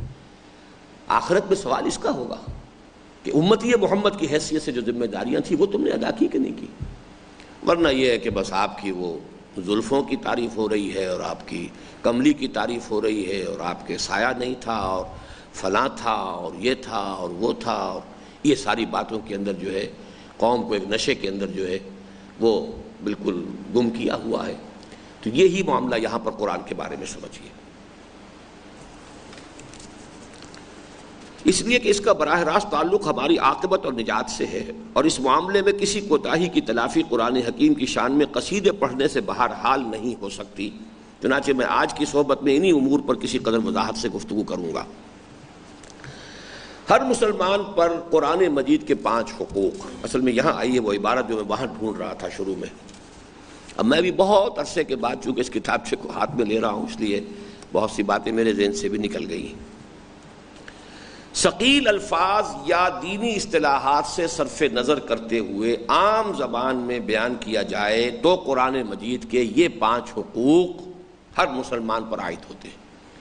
وہ ثقیل الفاظ تھے، اصطلاحات تھیں، ایمان، تعظیم، تلاوت، ترتیل، تذکر، تدبر، حکم، اقامت، تبلیغ، تبیین، یہ تو ہیں ثقیل اصطلاحات۔ سادہ الفاظ میں کیا ہے؟ یہ کہ اسے مانے، اس میں اضافہ کر لیجئے، پہلا حق یہ ہے اسے مانا جائے جیسا کہ اس کے ماننے کا حق ہے، دوسرے یہ کہ اسے پڑھے، یعنی اسے پڑھا جائے جیسے کہ اسے پڑھنے کا حق ہے۔ چنانچہ جو میں نے آج آیت شروع میں تلاوت کی تھی، الذین آتیناہم الکتاب یتلونہ حق تلاوتہ، جن لوگوں کو ہم کتاب دیتے ہیں وہ پھر اس کی تلاوت کرتے ہیں جیسے کہ اس کی تلاوت کا حق ہے۔ تیسرا یہ کہ اسے سمجھے جیسے اور جتنا کہ اس کے سمجھنے کا حق ہے۔ چوتھے یہ کہ اس پر عمل کرے جیسے اور جتنا کہ اس پر عمل کرنے کا حق ہے، اور پانچویں یہ کہ اسے دوسروں تک پہنچائے۔ اب میں چاہتا ہوں کہ ان 5 حقوق کی قدر تفصیل ان اصطلاحات کی مختصر تشریح کے ساتھ آپ حضرات کے سامنے پیش کروں جو خود قرآن مجید میں ان کے لیے استعمال ہوئی ہیں، تاکہ ضمنی فائدے کے طور پر آپ حضرات قرآن مجید کی بات بنیادی اصطلاحات سے بھی مانوس ہو جائے۔ ایمان و تعظیم، ماننے کا نام اصطلاحی نام ایمان ہے، اور اس کے 2 پہلو ہیں، اقرار باللسان اور دوسرے تصدیق بالقلب۔ اقرار لسانی دائرہ اسلام میں داخلے کی شرط ہے، اور تصدیق قلبی حقیقی ایمان کا لازمہ ہے۔ اب اس ایمان کے بارے میں ان 2 جملوں میں جو بات آئی ہے اچھی طرح سمجھ لیجئے۔ زبان سے مان لینا، میں نے مان لیا قرآن اللہ کا کلام ہے، قانونی تقاضا پورا ہو گیا۔ دل سے یقین کیا کہ واقعتاً ہے، یہ ہے وہ کہ جو مطلوب ہے۔ اقرار باللسان سے آپ کی زندگی پر عملاً کوئی تبدیلی نہیں آئے گی. تبدیلی آئے گی تو دلی یقین والے ایمان سے آئے گی، ورنہ نہیں آئے گی. قرآن پر ایمان لانے کا مطلب یہ ہے کہ زبان سے اس کا اقرار کیا جائے کہ قرآن اللہ تعالیٰ کا کلام ہے، جو برگزیدہ فرشتے حضرت جبرائیل علیہ السلام کے ذریعے اللہ کے آخری رسول حضرت محمد صلی اللہ علیہ وسلم پر نازل ہوا. اس اقرار سے انسان دائرہ اسلام میں داخل ہو جاتا ہے، لیکن حقیقی ایمان اسے اس وقت نصیب ہوتا ہے جب ان تمام امور پر ایک پختہ یقین اس کے قلب میں پیدا ہو جائے. اور یہ ہے اگلا جملہ جو اہم ہے. اور پھر ظاہر ہے کہ جب یہ صورت پیدا ہو جائے گی تو خود بخود قرآن کی عظمت کا نقش قلب پر قائم ہو جائے گا، اور جوں جوں قرآن پر ایمان بڑھتا جائے گا اس کی تعظیم و احترام میں بھی اضافہ ہوتا چلا جائے گا. گویا ایمان و تعظیم لازم و ملزوم ہے. یہ جو دو اصطلاحات ہم نے وضع کی تھی، ایمان و تعظیم. ایمان ماننا ہے کہ یہ اللہ کا کلام ہے. یہ ماننا جب اقرار باللسان سے اتر کر تصدیق بالقلب کی شکل اختیار کرتا ہے تو قرآن کی عظمت منکشف ہوتی ہے. شہنشاہ ارض و سما کا کلام ہے، میرے خالق اور مالک اور میرے رازق اور میرے الہ اور میرے معبود کا کلام ہے. اب اس سے اس کی عظمت کا نقش قلب پر قائم ہوگا. جتنا جتنا یہ یقین گہرا ہوتا جائے گا، جیسا میں نے شروع میں کہا تھا، اتنا ہی یہ جو عظمت کا نقش ہے اور بلند ہوتا چلا جائے گا. یہ بالکل سمجھیے کہ ایک ریسیپروکل معاملہ ہے. مجھے وہ ایک مصرع ذہن میں آ رہا ہے، ان کا غرور دیکھ کر ہو گئے خاکسار ہم، عرش کی یہ بلندیاں فرش کی پستیوں سے ہیں. ظاہر بات ہے کہ یہ دونوں چیزیں ریلیٹیو ہیں. پستی ہوگی تو بلندی کا تصور ہوگا نا. تو عرش کی یہ بلندیاں فرش کی پستیوں سے ہیں. ان کا غرور دیکھ کر ہو گئے خاکسار ہم. اس دوسرے مصرے کو آپ چھوڑ دیجئے، لیکن اس وقت صرف یہ کہ عرش کی یہ بلندیاں فرش کی پستیوں سے ہیں. جتنی گہرائی میں یقین اترتا چلا جائے گا کہ یہ اللہ کا کلام ہے، اتنی ہی عظمت جو ہے بلند سے بلند تر ہوتی چلی جائے گی. یہ ہے در حقیقت جو اس کو تصور کو میں دینا چاہ رہا ہوں. قرآن حکیم سے معلوم ہوتا ہے کہ قرآن پر ایمان سب سے پہلے خود نبی کریم صلی اللہ علیہ وسلم اور آپ کے ساتھی صحابہ کرام رضوان اللہ علیہم اجمعین لائے. آمن الرسول بما انزل الیہ من ربہ والمؤمنون. یہ ایک بہت لطیف، بہت مشکل اور بڑا فلسفیانہ پیچیدہ مسئلہ ہے. دیکھیے، حضور صلی اللہ علیہ وسلم کے بارے میں قرآن مجید مختلف مقامات پر کہتا ہے، ما کنت ترجو، اے نبی آپ کو تو کوئی امید نہیں تھی کہ کوئی نبوت ملے گی، کوئی رسالت ملنے والی ہے، کوئی قرآن نازل ہوگا، کچھ نہیں. آپ نے کہیں کسی خانقاہ میں تپسیائیں نہیں کی، کسی خانقاہ کے اندر جا کر کہیں تپسیا کر رہے ہوتے، ریاضتیں کر رہے ہوتے تو منتظر ہوتے کہ کبھی کوئی تجلی ہوگی، کبھی کوئی کچھ مجھے بھی ملے گا. کچھ بھی نہیں. ایک ایسا سلیب الفطرت انسان جس کا بچپن بڑی سختیوں میں گزرا ہے، افلاس میں، سختیوں میں، مشقت میں. حضور فرماتے ہیں کہ میں چند ٹکوں کے عوض قریش کی بھیڑیں بکریاں چرایا کرتا تھا، بے قراریت، چند ٹکوں کے عوض. یتیم کی حیثیت سے دنیا میں آئے ہیں. پھر یہ کہ جو کفالت کرنے والا شخص ابو طالب و نہایت قلاش تھے، دنیاوی اعتبار سے ان کے پاس کچھ نہیں تھا، تو خود حضرت حضور نے محنت مشقت کر کے سپورٹ کیا ابو طالب کی فیملی کو. جوانی میں آ کر البتہ اللہ نے ایک شکل پیدا کر دی ہے کہ حضرت خدیجہ رضی اللہ تعالی عنہا سے شادی ہو گئی ہے، تو ایک سکون، اطمینان، سہولتیں حاصل ہو گئی ہیں. اب اس کے بعد کی پوری زندگی جو ہے وہ ایک تاجر، خوش خلق تاجر ہیں، امین ہیں، صادق ہیں. باقی کوئی اس طرح کا معاملہ نہ. کبھی آپ نے کوئی شعر گوئی کی کوشش کی کہ کسی استاذ کے پاس جا کر جو ہے وہ اس کی تعلیم اور اصلاح حاصل کر رہے ہوں، نہ کبھی آپ نے کسی مذہبی جو ہے شخصیت یا کسی راہب کے پاس جا کر جو ہے وہ کچھ اپنی روحانی، کچھ نہیں، قطعاً. ہاں یہ ضرور ہے جب 40 برس کی عمر کے لگ بھگ ہوئی ہے تو کچھ طبیعت اچاٹ سی ہو گئی ہے، خلوت گزینی کی ایک طبیعت کے اندر جو ہے ایک خواہش پیدا ہو گئی، اس میں کچھ غور و فکر شروع کیا ہے. اب یہ ہے سارا پس منظر 40 برس کا. اچانک ایک فرشتہ آ جاتا ہے. How did he decide کہ یہ فرشتہ ہے اور یہ کوئی بدروح نہیں ہے؟ کیوں شک نہیں ہوا؟ سب سے پہلی بات، سب سے بڑا امتحان اس قرآن کے بارے میں خود محمد کا ہوا ہے صلی اللہ علیہ وسلم۔ لوگوں نے تو یہی کہا کوئی جن آ گیا ہے، کوئی آصب آ گیا ہے۔ عتبہ نے ایک دفعہ کہا بھی آ کر، بھتیجے، کیونکہ بزرگ تھا اپنے اس خاندان کے اندر، اگر واقعتاً کوئی ایسی ویسی بات ہے، کوئی سایہ وایا ہو گیا تو مجھے بتاؤ، میرے بہت سے عامل لوگ ہیں، ان سے میرے تعلقات ہیں، میں جھاڑ پھونک کرا دوں گا تمہاری۔ یہ کیا ہوا ہے؟ تمہیں کیا نظر آیا ہے؟ کیا تمہیں بیٹھے بٹھائے؟ کچھ لوگوں نے کہا جیسے آج کل ہم کہتے ہیں کہ یہ بڑی چلہ کشی کر گئے تھے، کوئی چلہ الٹا پڑ گیا۔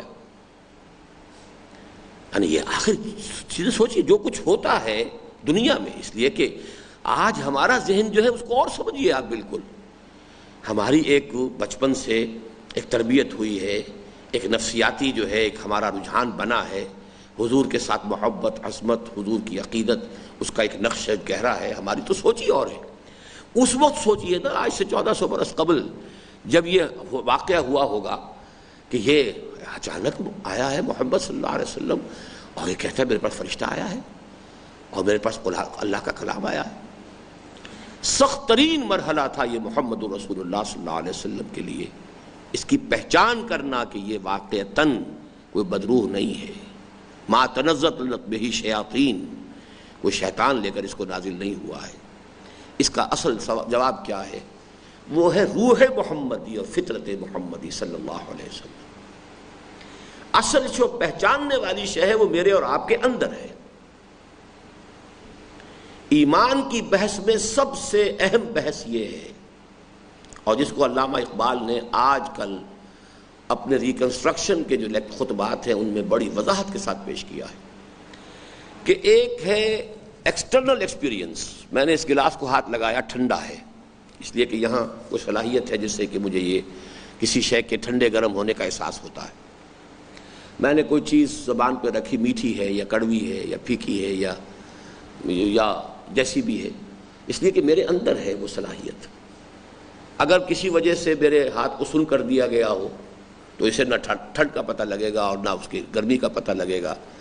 کوئی یہاں بھی انستھیزیا ہے یا چاہے لوکل ہے چاہے جنرل ہے، کچھ پتہ نہیں چلے گا کوئی میٹھی چیز ہے کہ کڑوی شے ہے۔ اصل تو ہے در حقیقت ہمارے اپنے اندر جو شے کے بتاتی ہے کہ یہ ہے۔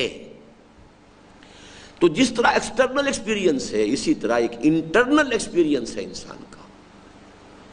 انسان کا یہ انٹرنل اسپرچول ایکسپیرینس ہے جو بتاتا ہے یہ ہے، یہ صحیح ہے، یہ غلط ہے۔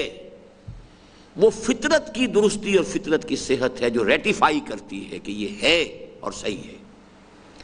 سب سے بڑی جو سمجھیے کہ پہلی آزمائش ہوئی ہے یا جو پہلا امتحان جس میں سے کہ حضور کامیاب ہو کر نکلے ہیں، وہ آپ کی اس روح محمدی یا فطرت محمدی صلی اللہ علیہ وسلم کا اس سلامتی پر قائم ہونا۔ ایک لحظے کے لیے بھی کوئی شک نہیں ہوا۔ چنانچہ سورۃ النجم میں جو الفاظ آئے ہیں بڑے پیارے ہیں، جو مشاہدات اللہ نے کرائے ہیں شب معراج کو، ما کذب الفؤاد ما رأى، جو کچھ انہوں نے دیکھا دل نے کہیں اس کو جھوٹا نہیں کہا۔ یعنی آدمی سوچتا ہے یہ میں دیکھ رہا ہوں، پتہ نہیں خواب دیکھ رہا ہوں، کیا دیکھ رہا ہوں، یہ حقیقت بھی ہے کہ نہیں ہے؟ آنچ می بینم ببیداریست یارب یا بخواب، اے اللہ جو کچھ میں دیکھ رہا ہوں یہ کوئی خواب ہے، کوئی ویژن ہے، کوئی حقیقت ہے، کیا ہے؟ لیکن جب کسی انسان کے اندر اس کی وہ روح اس درجے تابناک ہو، بیدار ہو، چوکس ہو، ہوشیار ہو، وہ فوراً اس کا ادراک کرتی ہے کہ یہ صحیح ہے اور توثیق کرتی ہے کہ صحیح ہے۔ اس لیے کہ لفظ ایمان کے اصلی معنی تصدیق کے ہیں۔ آمنہ بے تصدیق کی، تو گویا کہ جو کچھ نازل ہوا محمد رسول اللہ صلی اللہ علیہ وسلم پر، آمن الرسول، رسول نے تصدیق کی ہے اس کی جو کچھ کے نازل کیا گیا اس پر۔ آمن الرسول بما انزل الیہ من ربہ والمؤمنون، اور پھر ان کے بعد اہل ایمان نے تصدیق کی ہے۔ تو یہ ایمان کی اس حقیقت کو اچھی طرح سمجھیے کہ یہ ہمارے اپنے اندر کی ہماری روح ہے کہ جو در حقیقت اس کو پہچانتی ہے کہ ایک ہی سورس ہے۔ میں اسے بعض اوقات اس حوالے سے بھی واضح کیا کرتا ہوں ایک سمپیتھیٹک وائبریشن کا ایک کانسیپٹ ہے. سمپیتھیٹک وائبریشن، قرآن کو پڑھتے ہوئے اگر انسان یہ محسوس کرتا ہے کہ میرے اپنے اندر کوئی شے ہے جو اس کے ساتھ جھوم رہی ہے، اس کے اندر اس کے ساتھ ہی ہم آہنگی کے ساتھ ایک سمپیتھیٹک وائبریشن ہے، تو یہ ثبوت ہے اس کا کہ میری روح کی سورس اور اس قرآن کی سورس ایک ہے. اور یہی ایمان اور یقین کے لیے گویا کہ سمجھیے کہ یہ کارنر سٹون بنتا ہے. پھر یور اون انٹرنل ایکسپیرینس، آپ کے اندر کی ایک شے نے گواہی دی ہے کہ ایسا ہے، یہ میری فطرت کے عین مطابق اور میری فطرت کے ساتھ پوری طرح ہم آہنگ ہے.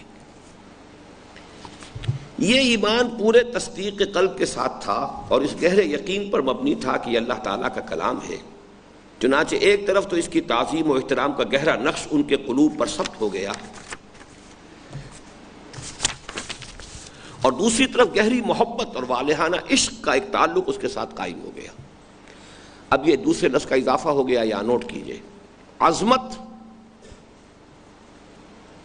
اور محبت یہ دو جدا چیزیں ہیں. عظمت، اس میں آپ کا ایکٹیو پارٹیسپیشن نہیں ہے، یہ ایک پیسیو اپریسیشن ہے. بڑی عظیم عمارت ہے، دیکھ رہے ہیں، اس کا آپ کا اس کے اندر پارٹیسپیشن نہیں ہے، پیسیولی آپ اس کو اپریشیٹ کر رہے ہیں. اگلا قدم ہے محبت. اب اس کی طرف اقدام ہوگا، اس کی طرف توجہ ہوگی، اس کی طرف التفات ہوگا، اس کی طلب پیدا ہوگی، اس کے حصول کا جذبہ بیدار ہوگا. تعظیم و احترام کا گہرا نقش قلوب پر ثبت ہو گیا، اور دوسری طرف گہری محبت اور والہانہ عشق کا ایک تعلق قائم ہو گیا. آگے ذرا سا حوالہ آئے گا کہ وہ عشق کس درجے تھا محمد رسول اللہ صلی اللہ علیہ وسلم کو کلام پاک سے. چنانچہ نبی کریم صلی اللہ علیہ وسلم کو نزول وحی کا شدت کے ساتھ انتظار رہتا تھا، اور آپ اس کے لیے بے چین رہتے تھے اور چاہتے تھے کہ وہی جلد جلد آیا کرے. پھر جب قرآن اترتا تھا تو آپ کمال شوق سے جلد از جلد اس کو یاد کر لینے کی کوشش کرتے تھے، حتیٰ کہ اللہ تعالیٰ نے آپ کو از راہ محبت و شفقت ان امور میں مبالغے سے منع فرمایا. چنانچہ ارشاد ہوا وَلَا تَعْجَلْ بِالْقُرْآنِ، اے نبی جلدی نہ کیجیے. یہ سورہ طٰہٰ میں ہے، بلکہ پوری آیت یہ ہے وَلَا تَعْجَلْ بِالْقُرْآنِ مِن قَبْلِ أَن يُقْضَىٰ إِلَيْكَ وَحْيُهُ. اے نبی اس کی وحی کا جو بھی اس کی تکمیل کا ہمارے پیش نظر جو نقشہ ہے، آپ اس میں جلدی نہ کیجیے. ہماری اپنی حکمت ہے، یہ 23 برس ہی میں جا کر مکمل ہوگا. آپ کا شوق اپنی جگہ، آپ کا اشتیاق اپنی جگہ، آپ کی محبت اپنی جگہ. لا تعجل بالقرآن من قبل ان یقضى الیک وحیہ. بلکہ سورہ مریم کے بعد سورہ طٰہٰ آتی ہے. سورہ مریم میں تو اور بڑا پیارا نقشہ کھینچا گیا ہے. یہ الفاظ وہاں نہیں ہیں، لیکن وہ تو سمجھیے بٹوین دی لائنز ہیں کہ حضور نے حضرت جبرائیل سے شکوہ کیا کہ آپ بڑے دیر دیر کے بعد آتے ہیں، وقفے وقفے سے آتے ہیں، میں انتظار کرتا رہتا ہوں. اس کا جواب جو ہے حضرت جبرائیل کا وہ سورہ مریم کے اندر نقل کیا گیا. وَمَا نَتَنَزَّلُ إِلَّا بِأَمْرِ رَبِّكَ. اے نبی ہم نازل نہیں ہو سکتے مگر آپ کے رب کے حکم سے. لَهُ مَا بَيْنَ أَيْدِينَا وَمَا خَلْفَنَا وَمَا بَيْنَ ذَلِكَ وَمَا كَانَ رَبُّكَ نَسِيًّا. جو کچھ ہمارے سامنے ہے وہ بھی اسی کے اختیار میں ہے، جو کچھ ہمارے پیچھے ہے وہ بھی اسی کے اختیار میں ہے، اور جو ان دونوں کے مابین ہے وہ بھی اسی کے اختیار میں ہے. اور آپ کا رب بھولتا نہیں ہے. یعنی یہ جو دیر ہو جاتی ہے، وقفہ ہو جاتا ہے، یہ کسی نسیان کی وجہ سے نہیں ہے. اور یہ آیت جو ہے بڑی عجیب ہے کہ حضرت جبرائیل کہہ رہے ہیں کہ میں تو ہمتن اللہ کے اختیار کے اندر جکڑا ہوا ہوں. لہو ما بین ایدینا، جو ہمارے سامنے ہے اس کا اختیار بھی اسی کو ہے. وما خلفنا، جو ہمارے پیچھے ہے اس کا اختیار بھی اسی کو ہے. وما بین ذالک، آگے اور پیچھے کے درمیان کون ہے؟ وہ تو میں ہوں نا. تو میں تو بالکل یہ اللہ تعالیٰ کے اختیار کا پابند ہوں، اپنی مرضی سے نازل نہیں ہو سکتا. لہٰذا اگر کچھ تاخیر ہوتی ہے تو یہ حکمت خداوندی سے ہے. وما کان ربک نسیا. اور یہ نہ گمان کیجیے گا کہیں معاذ اللہ کہ آپ کا رب کوئی بھول گیا، دیر ہو گئی، تاخیر ہو گئی، نسیان ہو گئی. یہ اللہ کو لاحق نہیں ہوتی. اسی طرح کی یہ آیت دیکھیے ولا تحرک بہ لسانک لتعجل بہ. اے نبی آپ اپنی زبان کو تیزی سے حرکت نہ دیجیے کہ جلدی سے یاد کر لیں اس کو. اب اس میں بھی دیکھیے اچھی طرح، اگرچہ ذرا حضور کی یعنی شان کو ذہن میں رکھیے. اس کو ہم کہتے ہیں بلا تشبیہ. ایک بچہ ہے، ذہین ہے اور شوق بھی رکھتا ہے، تیزی سے آگے بڑھنا چاہتا ہے، اس کی کوشش کیا ہوتی ہے؟ جلدی سے سبق یاد کروں تاکہ استاد اگلا سبق دے، پروگرس ہو میری۔ ایک وہ ہے کہ جو بڑی مشکل سے اپنے، اس کا چونکہ ذاتی ذوق اور شوق ہے ہی نہیں تو مار مار کے اس سے سبق یاد کرایا جا رہا ہے، اور ایک وہ ہے کہ جو اپنے ذاتی شوق سے تیزی کے ساتھ سبق یاد کرتا ہے تاکہ اس سے آگے بڑھوں، اگلا سبق ملے۔ لا تحرک بہ لسانک لتعجل بہ، آپ اپنی زبان کو اس طرح تیزی سے حرکت دے کر جلدی سے اس کو یاد کرنے کی کوشش نہ کریں کہ جلدی سے اسے آپ ذہن نشین کر لیں۔ ان علینا جمعہ و قرآنہ، ایک تو یہ کہ ہمارے ذمے ہے، ہم آپ کے سینے میں اسے جمع کر دیں گے، محفوظ کر دیں گے، آپ بھولیں گے نہیں، لیکن باقی یہ کہ اپنی جگہ پر اس کی جو ہے اپنی ایک جو تنزیل کی ایک ترتیب ہے وہ اللہ کی حکمت میں ہے۔ نزول قرآن کے ابتدائی دور میں جب ایک بار وحی کی آمد میں قدرے دیر ہو گئی تو یہ وقفہ حضور صلی اللہ علیہ وسلم پر اس قدر شاق گزرا کہ حضور فرماتے ہیں کہ شدت غم سے میں سوچتا تھا کہ اپنے آپ کو پہاڑ پر سے گرا دوں۔ یہ آپ سورۃ الضحیٰ اور سورۃ الانشراح کے اگر تفسیریں پڑھیں گے یا کہیں تو ان کے بھی پس منظر میں یہ چیزیں مل جائیں گی، اور سورہ مدثر کی نزول سے پہلے بھی تھوڑے تھوڑے وقفے جب ہو جاتے تھے، اس قدر شاق حضور پر گزرتا تھا یہ وقفہ کہ یہ وحی کیوں بند ہو گئی، سلسلہ کیوں رک گیا، اس سے یہ سارا ہم کیوں پڑھ رہے ہیں کہ دیکھیے یہ عشق ہے، ذات باری تعالیٰ ہے اصل میں محبوب، اس کی صفت ہمارے زبان کے اصوات و حروف کی شکل میں ہمارے سامنے آ گئی، اس سے بڑی بات کیا ہوگی؟ وہ ذات جو وراء الورا ثم وراء الورا ثم وراء الورا، جس کا کوئی تصور ہم نہیں کر سکتے، اس کی ایک صفت کلام، اور وہ ہماری زبان کے حروف و اصوات کا پیرہن اوڑھ کر ہمارے سامنے موجود ہے۔ یہ عظمت اگر ہوگی تو وہ محبت جو ہے اس کا کس درجے شدت کا معاملہ پیدا ہو جائے۔ رات کا اکثر حصہ آپ اپنے پروردگار کے حضور میں کھڑے ہو کر قرآن پڑھتے ہوئے گزار دیتے تھے، حتیٰ کہ آپ کے پائے مبارک متورم ہو جاتے تھے، اور قرآن ہی کی شہادت ہے کہ 1/3 آدھی اور 2/3 رات اس طرح بسر کرنے میں بہت سے صحابہ رضوان اللہ علیہ مجمعین بھی آپ کا اتباع کرتے تھے۔ جیسا کہ بعد میں تفصیل سے عرض کروں گا، اکثر صحابہ ہفتے میں ایک بار ضرور قرآن مجید ختم کرتے تھے، اور خود حضور صلی اللہ علیہ وسلم جن پر قرآن نازل ہوا ان کا حال یہ تھا کہ صحابہ سے باصرار فرمائش کر کر کے قرآن مجید سنا کرتے تھے، اور بسا اوقات شدت تاثر سے آپ کے آنسو بہہ نکلتے تھے۔ حضور صلی اللہ علیہ وسلم اور صحابہ کرام رضی اللہ عنہم کے قرآن سے اس گہرے شغف اور اس کی جانب اس قدر التفات کا سبب یہ تھا کہ انہیں یہ حق الیقین حاصل تھا کہ یہ اللہ کا کلام ہے، یہ ہے اصل بات۔ اس کے برعکس، بالکل برعکس ہمارا حال ہے، قرآن کے منزل من اللہ ہونے کا اقرار تو ہم کرتے ہیں، اور اس پر بھی خدا کا جتنا شکر کیا جائے کم ہے کہ اس نے ہمیں ان لوگوں میں پیدا فرما دیا جو قرآن کو خدا کا کلام مانتے ہیں۔ یہ ہمارے لیے گیون کے درجے میں ہے، یہ ہم نے ارن نہیں کی ہے یہ بات، کیونکہ ہم پیدا کر دیے گئے مسلمانوں میں تو یہ اللہ کا فضل ہے، سمجھیے یہ کوئی ہم نے ارن نہیں کیا ہے، محنت سے حاصل نہیں کی ہے۔ لیکن اللہ ماشاء اللہ اس کے کلام الہی ہونے کا یقین ہمیں حاصل نہیں، بس اس کو انڈر لائن کر لیجیے۔ یقین پیدا کرے ناداں یقین سے ہاتھ آتی ہے، وہ درویشی کے جس کے سامنے جھکتی ہے فغفوری۔ اصل جہاں پانی مرتا ہے وہ یقین ہے، ڈوگما ہے، عقیدہ ہے، ایک ریشیل کریڈ ہے۔ Because I'm a Muslim, I believe that this is the word of God. That's all. Because I was born of Muslim parents, I believe that Quran is the book of Allah. Not because I feel myself, I am convinced myself that this is the word of Allah. It's a hell of difference. Personal conviction and a racial creed. Distance of east and west, both al-mashriqain.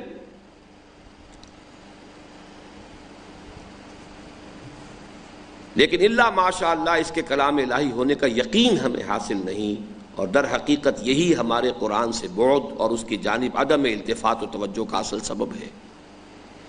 آپ شاید میری اس بات سے ناراض ہوں لیکن اگر ہم اپنے دلوں کو ٹٹولیں اور ان کی گہرائیوں میں جھانک کر دیکھیں تو ہمیں معلوم ہوگا کہ واقعی ہمارے قلوب یقین سے خالی ہیں اور ریب اور شک نے ہمارے دلوں میں ڈیرا ڈالا ہوا ہے۔ ہماری اس کیفیت کا نقشہ قرآن مجید نے ان الفاظ میں کھینچا ہے، وَإِنَّ الَّذِينَ أُورِثُوا الْكِتَابَ مِن بَعْدِهِمْ لَفِي شَكٍّ مِّنْهُ مُرِيبٍ، سورہ شورى کی آیت ہے یہ۔ اور جن لوگوں کو بعد میں کتاب کا وارث بنایا گیا وہ اس کے بارے میں شکوک و شبہات میں مبتلا ہو گئے۔ اس ایک آیت میں دونوں لفظ آ گئے، ریب بھی اور شک بھی۔ شک ایک ذہنی کیفیت کا نام ہے، ریب ایک قلبی خلجان کا نام ہے۔ یہ دونوں الفاظ کے اندر فرق ہے۔ دل میں خلجان ہے، یہ ریب ہے، اور ذہن میں کوئی شک ہے، یہ شک ہے۔ لفی شک منہ مریب، اس لیے کہ قرآن عطا ہوا محمد کو صلی اللہ علیہ وسلم وہ ایمان مجسم تھے، یقین کامل تھے۔ صحابہ کرام نے ان سے کسب فیض کیا، وہ ایک ایمان کی یوں سمجھیے کہ آخری منزلوں تک اللہ نے ان کو پہنچایا۔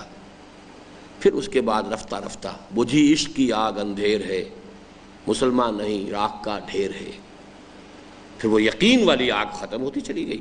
اس پر ایک پورا مقالہ ہے، انشاءاللہ پڑھیں گے ہم جب دعوت رجوع القرآن کا منظر اور پس منظر پڑھیں گے۔ لیکن یہ ہے کہ قرآن مجید نے بھی اس کا نقشہ کھینچ دیا ہے، وَإِنَّ الَّذِينَ أُورِثُوا الْكِتَابَ مِن بَعْدِهِمْ لَفِي شَكٍّ مِّنْهُ مُرِيبٍ۔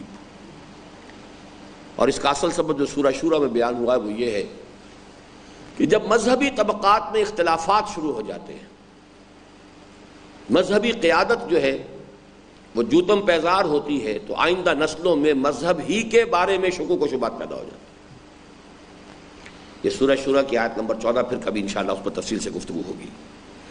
یہی وجہ ہے کہ نہ ہمارے دلوں میں اس کی کوئی عظمت ہے، نہ اس کو پڑھنے پر ہماری طبیعت آمادہ ہوتی ہے، نہ اس پر غور و فکر کی کوئی رغبت ہم اپنے اندر پاتے ہیں، نہ ہی اسے زندگی کا واقعی لائحہ عمل بنانے کا خیال کبھی ہمیں آتا ہے۔ اس پورے صورتحال کا اصل سبب ایمان اور یقین کی کمی ہے، اور جب تک اسے دور نہ کیا جائے کسی وعظ و نصیحت سے کوئی پائیدار نتیجہ برآمد نہیں ہو سکتا۔ وعظ و نصیحت سے فوری تو کچھ فائدہ ہو جاتا ہے، لیکن یہ کہ پائیدار نتیجہ ہوگا اگر یہ ایمان ہو نیچے، حقیقی ایمان، قلبی یقین والا ایمان، تب وہ فائدہ مستقل ہوگا، پائیدار ہوگا۔ اب دیکھیے یہ جو بولڈ لیٹرز میں عبارت آئی، لہذا ہم میں سے ہر ایک کا سب سے پہلا فرض یہ ہے کہ وہ اپنے دل کو اچھی طرح ٹٹولے اور دیکھے کہ وہ قرآن مجید کو بس ایک متوارث مذہبی عقیدے، ڈاگما کی حیثیت سے ایک ایسی مقدس آسمانی کتاب سمجھتا ہے جس کا زندگی اور اس کے جملہ معاملات سے کوئی تعلق نہیں ہے،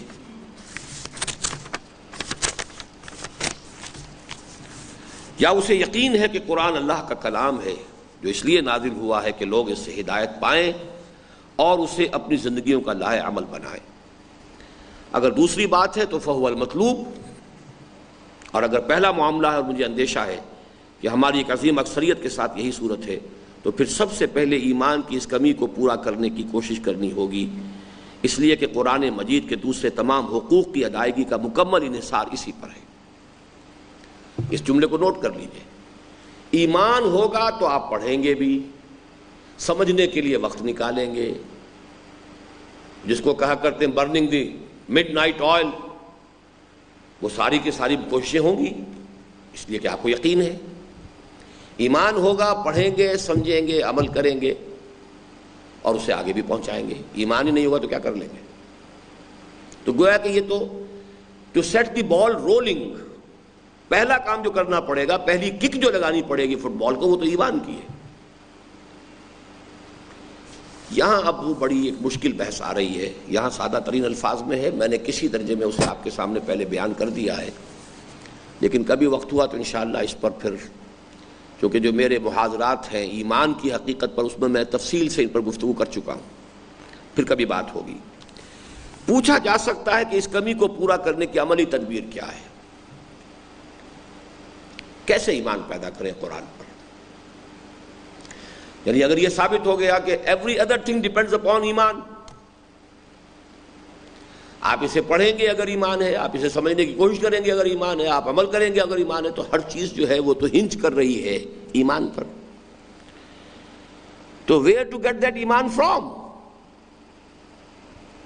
اب یہ گویا کہ بوائل ڈاؤن ہو گیا کویسچن. اس کا جواب یہ ہے کہ ایمان کی تحصیل کا سب سے آسان اور سب سے مؤثر طریقہ ذریعہ تو اصحاب ایمان و یقین کی صحبت ہے.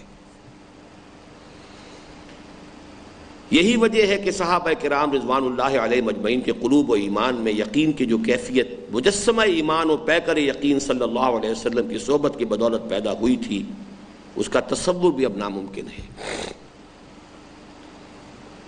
آپ کی وفات کے بعد بھی عوام الناس تو نور ایمانی کے اکتساب کے لیے ایسے خواص کی صحبت ہی کے محتاج ہیں جن کے دلوں میں ایمان و یقین کی شمع روشن ہو، لیکن خود ان خواص کے لیے نور ایمان کا سب سے بڑا منبع قرآن مجید ہے، اور اس کے بعد اخبار و آثار اور سیرت رسول صلی اللہ علیہ وسلم اور سیر صحابہ رضوان اللہ علیہ مجمعین کا ایسا مطالعہ جس سے طالب کو حضور اور صحابہ کی معنوی صحبت میسر آ جائے. رہا خود قرآن پر یقین اور اس میں اضافہ، تو اس کا تو بس ایک ہی ذریعہ ہے اور وہ خود قرآن ہے. اب یہ ایک پیرا ہے جس میں کئی چیزیں آ گئی ہیں، بڑی الجھی ہوئی بھی ہیں. اب ظاہر بات ہے یہ میری آج سے 27 برس قبل کی تحریر ہے، اس کو اب مجھے کوئی تھوڑا سا نکھارنا ہے اس تحریر کو. اب جو میں اپنے اس پورے فکر کو منقح کر کے اور سمپلسٹ فارم میں پیش کر سکتا ہوں تو اس کو یوں سمجھیے. پہلے تو ایمان کی ہم نے 2 قسمیں کی ہیں، ایمان اقرار باللسان اور ایمان یقین قلبی والا ایمان. اب اقرار باللسان کو تو بھول جائیے، وہ تو ہمیں حاصل ہے ہی ہے، اس کے بارے میں گفتگو جو ہے بیکار ہے، وقت ضائع کرنا ہے. We have it, already have it, تحصیل حاصل ہے. اب آئیے یقین. یقین کو 2 کیٹیگریز میں تقسیم کیجئے. ایک یقین ہے جس کے لیے میں لفظ استعمال کر رہا ہوں blind faith.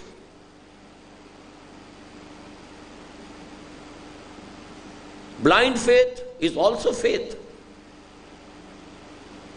And it's very powerful. It can transform the character of the person. Blind faith جان دے دے گا، اپنی ہر شے قربان کر دے گا.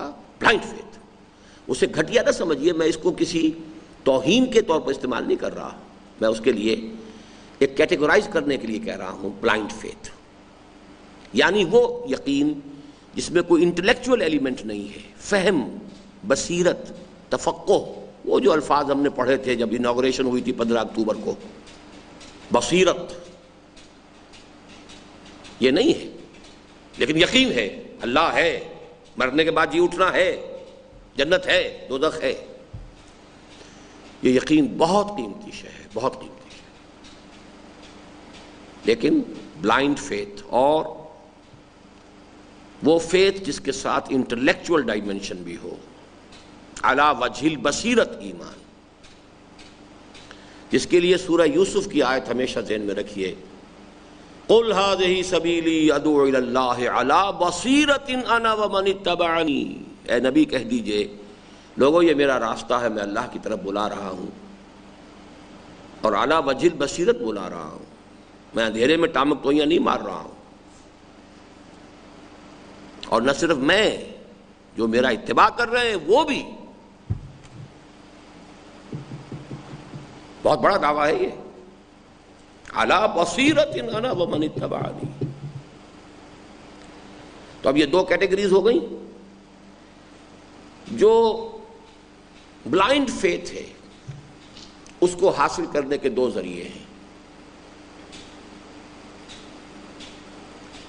ایک اصحاب یقین کی صحبت، اس سے فزیکل فنومینن. آپ بھٹی کے پاس بیٹھیں گے، گرمی آپ کو پہنچ جائے گی.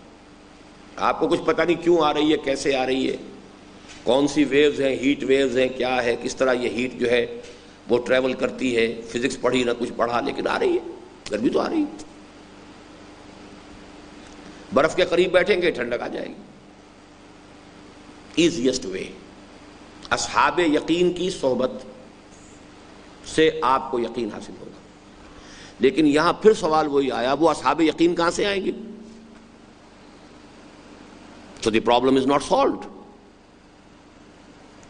وہ اصحاب یقین بھی تو کہیں پہلے پیدا کرنے ہوں گے نا. لیکن اس میں کوئی شک نہیں کہ عوام الناس کے لیے اصحاب الیقین کی صحبت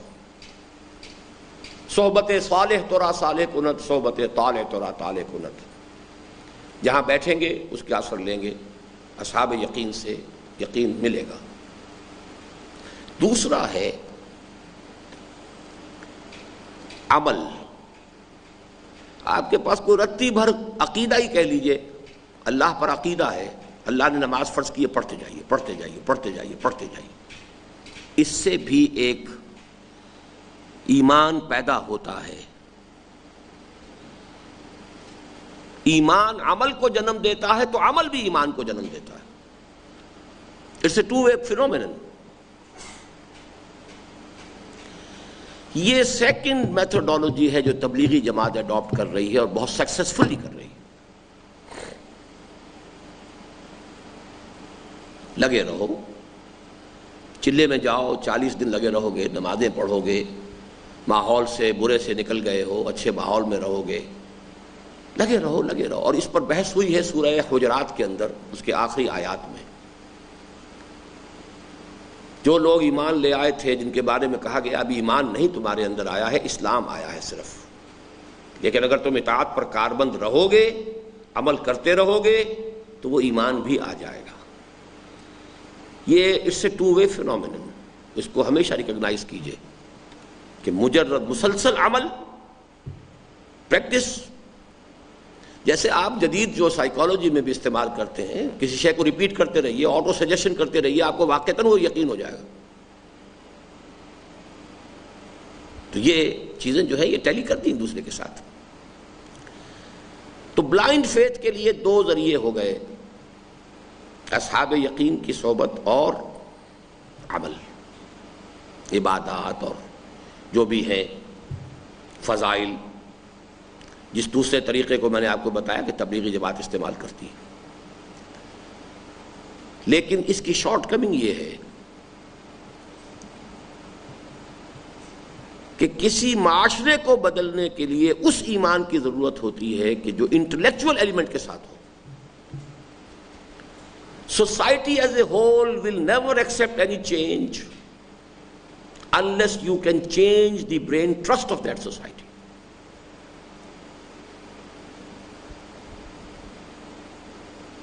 ماسس کے چینج ہونے سے سوسائٹی چینج نہیں ہوگی. یہ بالکل ایسے ہے کہ جیسے انسان کا جسم ہے، اس میں یہ دماغ ہے. اب میں کچھ 2.25 من وزن میرا ہے، دماغ کا کتنا ہوگا؟ لیکن یہ دماغ کنٹرول کر رہا ہے. میرا ہاتھ ہے، اس میں کچھ صلاحیتیں ہیں، کوئی پکڑ سکتا ہے، کچھ کام کر سکتا ہے، کیا کرے کیا نہ کرے اس کا فیصلہ یہاں ہوتا ہے. ہاتھ فیصلہ نہیں کرتا. پاؤں مجھے لے کے چل سکتے ہیں، دوڑ سکتے ہیں. اب تو خیر دوڑ نہیں سکتا، چل تو سکتا ہوں، وہ بھی تکلیف سے. کبھی دوڑ بھی سکتا تھا، لیکن یہ کہ اس کا دوڑنے کا سمت کا فیصلہ یہاں ہوتا ہے. تو ایک society human society behaves as a living organism. وہ ایک ذی حیات ایک ہستی کی حیثیت سے کہ اس کا ایک نرو سینٹر ہے، برین ٹرسٹ ہے، وہاں سے کنٹرول ہوتا ہے. باقی بھاگ دوڑ یہ ماسز جو ہیں، نعرے بازی فلاں یہ وہ سب کچھ ہو جائے گا. بٹ دی برین ٹرسٹ اور دی انٹلیکچوئل ایلیٹ اور دی انٹیلیجنسیا، واٹ ایور یو میں کال دیم، وہ چینج قبول کرے گا، اس میں ایمان آئے گا تو سوسائٹی بحیثیت مجموعی ایمان سے منور ہو جائے گی، ورنہ نہیں.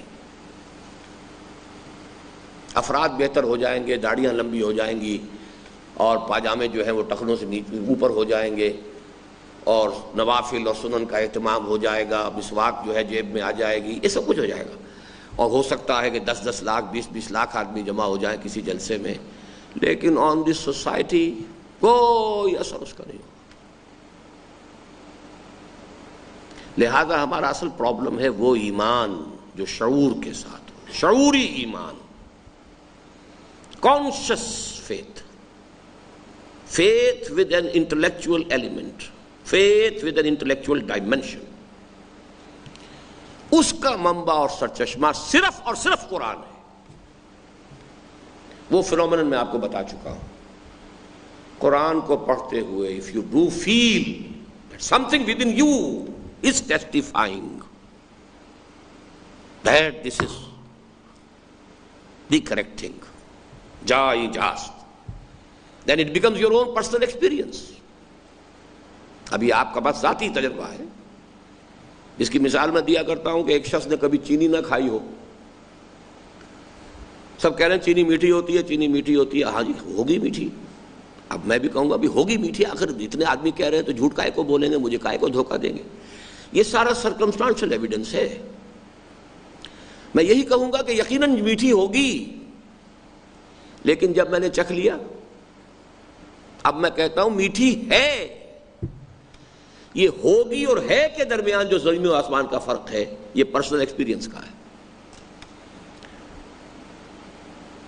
لذت این بادا نہ دانی بخدا تا نہ چشی. اس شراب کی لذت تم کبھی سمجھ نہیں سکو گے جب تک کہ چکھو گے نہیں. یہ پرسنل ٹیسٹ وہ بتائے گا کہ ہے. یہ جب تک کیفیت نہیں ہوتی قرآن پر ایمان شعوری نہیں ہوگا. اب قرآن پر جب آدمی یہ پڑھ رہا ہوتا ہے تو قرآن نے آیات آفاقی سے بحث کی ہے، آیات انفسی سے بحث کی ہے، فلسفے کے مسائل کو ٹیکل کیا ہے، چاہے وہ فلسفیکل ٹرمینالوجی میں نہیں ہے. Every thing has been discussed. جو کہ کہا ہے امام شافعی رحمۃ اللہ علیہ نے، جمیع العلم فی القرآن لیکن تقاصر عنہ افہام الرجال. کل کا کل علم قرآن میں ہے، لیکن لوگوں کی فہم کی صلاحیت جو ہے وہ اس سے قاصر رہ جاتی ہے. سمندر تو ہے، میرے پاس صرف بالٹی تھی چھوٹی سی، میں تو اس بالٹی ہی میں پانی لا سکتا تھا نا. سمندر میں تو پانی کا کوئی انتہا نہیں ہے، لیکن میں تو اپنے ظرف کے مطابق لاؤں گا. جتنی بالٹی میرے پاس تھی، جتنی کوئی میرے پاس کوئی گھڑا تھا، کوئی ٹوکنی تھی، کوئی شے تھی، اسی میں لاؤں گا میں. تو جمیع العلم فی القرآن لیکن تقاصر عنہ افہام الرجال. لیکن یہ کہ جب ایک انسان جو ہے خود انٹلیکچوئل ہو، غور و فکر کرنے والا ہو، سوچ وچار کرنے والا ہو، وہ جو اقبال کہتا ہے خرد کی گتھیاں سلجھا چکا میں، وہ خرد کی گتھیاں سلجھانے میں لگا ہوا ہو اور پھر وہ قرآن پڑھ رہا ہو اور پھر اسے محسوس ہو کہ نہ کہیں جہاں میں اما ملی، جو اما ملی تو کہاں ملی، میرے جرم خانہ خراب کو تیرے عفو بندہ نواز میں. میری ساری فلسافیکل جو سرچ تھی، تھرسٹ تھی، اس ساری میری پیاس کو آسودگی اگر ملی ہے تو قرآن مجید کے دامن میں ملی ہے. یہ ایمان ہے در حقیقت کہ جس کا منبع اور سرچشمہ صرف قرآن، فرام نو ویئر ایلس. اس میں ایک حدیث آپ کو اور سنا دیتا ہوں آج.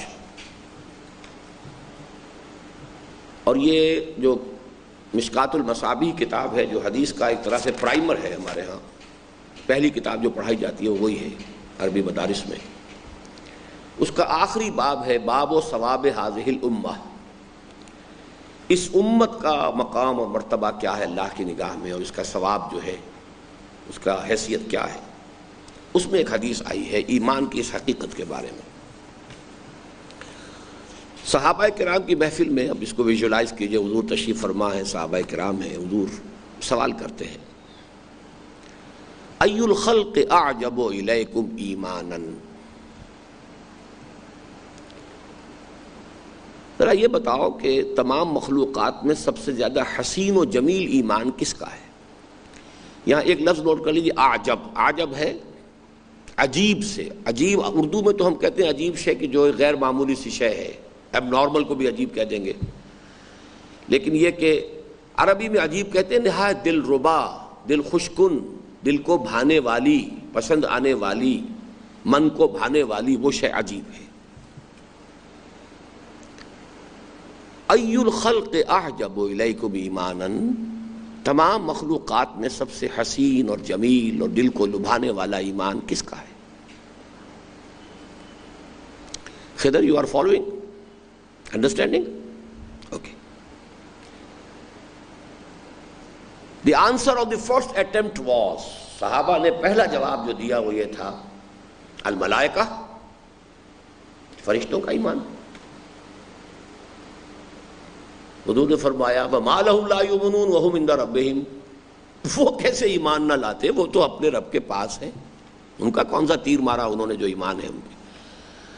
جب ان کے سامنے جنت بھی ہے، ان کے سامنے دوزخ بھی ہے، وہ تو ابو جہل کے سامنے بھی آ جائے تو ایک لمحے میں ایمان لے آئے گا، تو وہ کوئی ان کا ایمان کی کوئی حیثیت نہیں. وَمَا لَهُمْ لَا يُؤْمِنُونَ وَهُمْ عِندَ رَبِّهِمْ، وہ تو اپنے رب کے پاس ہے. دوسری اٹمپٹ میں کہا فَالْأَنْبِيَاء، پھر نبیوں کا ایمان ہے، رسولوں کا ایمان ہے. حضور نے فرمایا وَمَا لَهُمْ لَا يُؤْمِنُونَ وَالْوَحْيُ يَنزِلُ عَلَيْهِمْ، وہ کیسے ایمان نہ لاتے جبکہ وحی ان پر نازل ہوئی.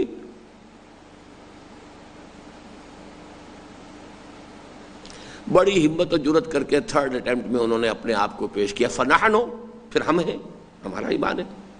وَمَا لَكُمْ لَا تُؤْمِنُونَ وَأَنَا بَيْنَ أَظْهُرِكُمْ، تمہارا کیا کمال ہے تم ایمان لائے جبکہ میں تمہارے مابین موجود ہوں. مجسم بھٹی کے سامنے بیٹھ کر اگر گرم ہو گئے تو کون سا کمال ہو گیا تمہارا.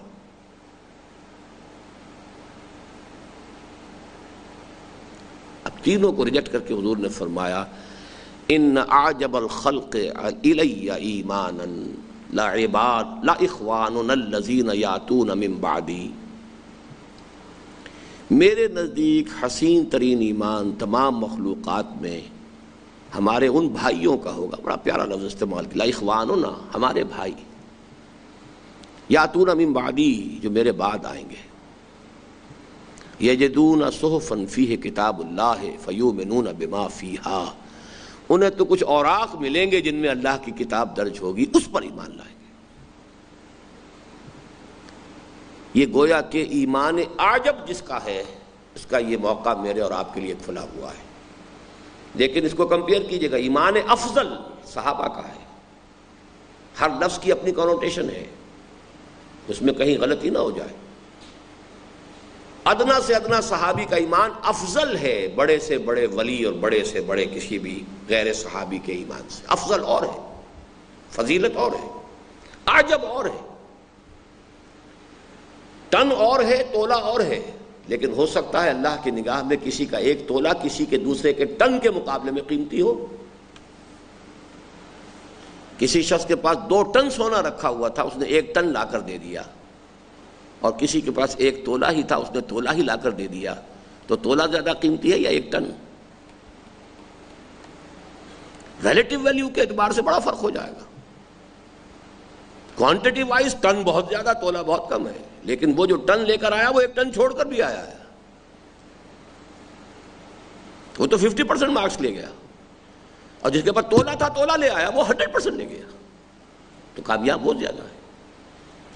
اس اعتبار سے افضل اور اعجب کا فرق رکھیے گا. افضل ایمان صحابہ کرام کا ہے، اعجب ایمان یہ بعد کے آنے والے جو اس قرآن مجید کے اندر تدبر کر کے اور فکر کر کے، اس میں بقول اقبال غوطہ زنی کر کے، قرآن میں ہو غوطہ زن اے مرد مسلمان، اور یہاں سے جب وہ ایمان اور یقین کی کیفیت حاصل کرتے ہیں تو ان اعجب الخلق الی ایمانا لاخواننا الذین یاتون من بعدی یجدون صحفا فیہ کتاب اللہ فیؤمنون بما فیہا.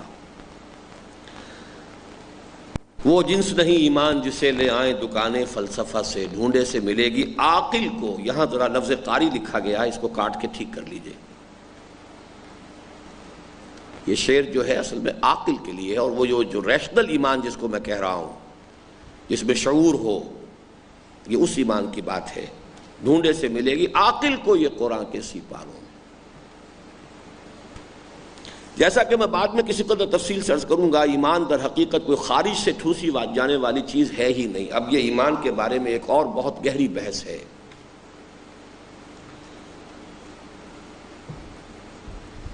بنیادی طور پر سمجھ لیجئے کہ ایمان پوٹینشلی ہر انسان میں موجود ہے. روح جو ہے ہماری، اس روح میں ایمان ہے. صرف یہ ہے کہ اس کے اوپر پردے پڑ گئے ہیں. مجھے اپنشد کا ایک جملہ میں نے کئی دفعہ یہاں نوٹ کرایا ہے، اب آپ لوگ بھی نوٹ کر لیجئے. انسانی شخصیت کو یوں سمجھیے کہ جیسے اس کا ایک انر کور ہے اور اس کے گرد کچھ غلاف لپٹے ہوئے ہیں. تو اوپر سنا رہا ہوں. Man in his ignorance identifies himself with the material sheaths which encompasses real self. ایک ہماری اصل خودی ہے، انا ہے، روح ہے، ایک اس کے گرد ہمارے مادی وجود کا غلاف ہے.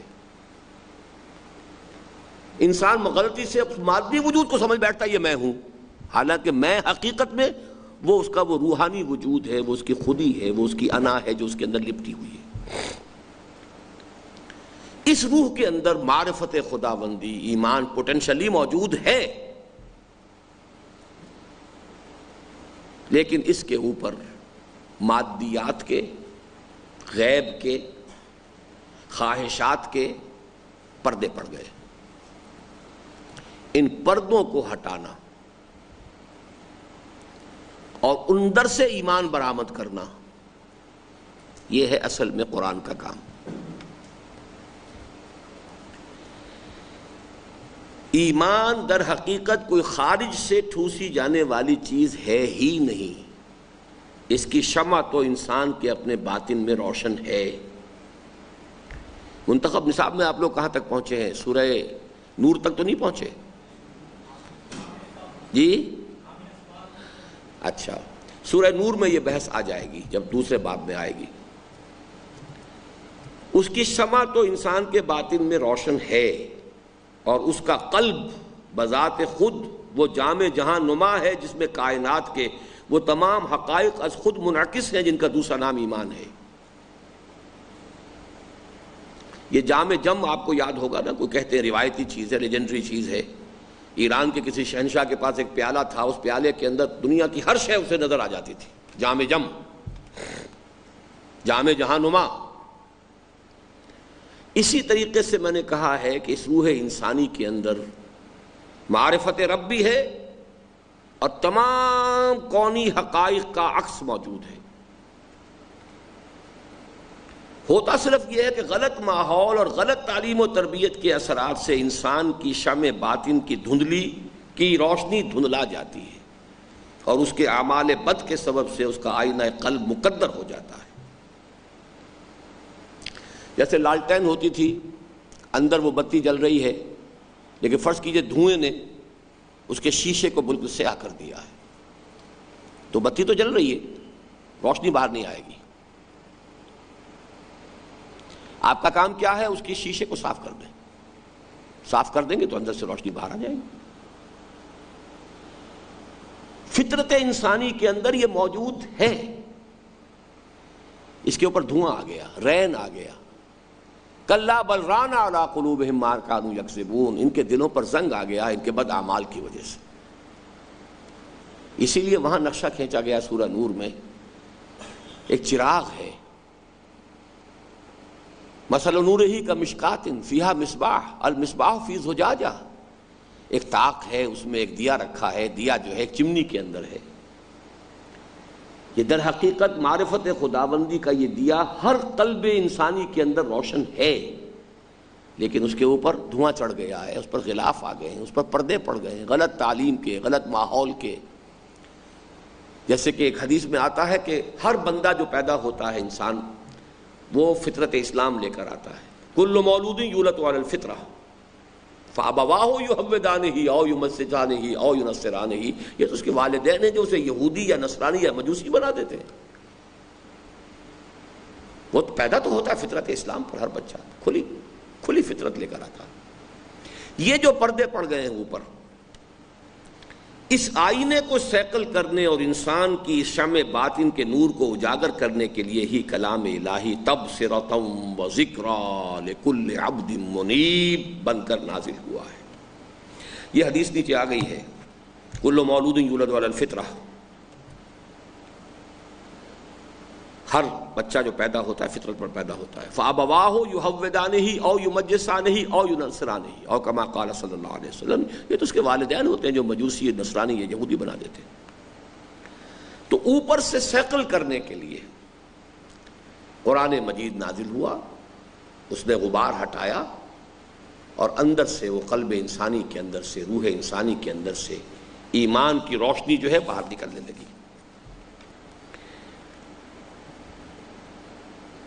تلاش حق کی نیت سے اسے پڑھا اور اس پر غور و فکر کیا جائے تو سارے حجابات دور ہوتے چلے جاتے ہیں اور انسان کا باطن نور ایمان سے جگمگا اٹھتا ہے۔ یہ تو ہوئی نور ایمانی کی اولین تحصیل۔ اس کے بعد بھی جب کبھی غفلت یا غلبہ بہیمیت کے سبب سے، بہیمیت کسے کہتے ہیں؟ بہائم، حیوانات، تو غلبہ بہیمیت، اینیمل انسٹنکٹس جب ہمارے اوپر غالب آ جاتے ہیں، the id or libido of the Freudian terminology، جب انسان کی خواہشات، شہوات، آرزوئیں، دنیاوی لسٹ اینڈ ڈیزائرز وہ آ کر وہ کلاؤڈ کر دیتی ہیں، تو اس کے بعد بھی مسلسل ان کو دھوتے رہنا، صاف کرتے رہنا، پاک کرتے رہنا، ہٹاتے رہنا، تاکہ دیے کی روشنی اندر سے نکلتی رہے۔ یہ کام ہے کہ جو قرآن مجید کی تلاوت کے ذریعے سے بار بار مسلسل اور پہم کرتے رہنے کا۔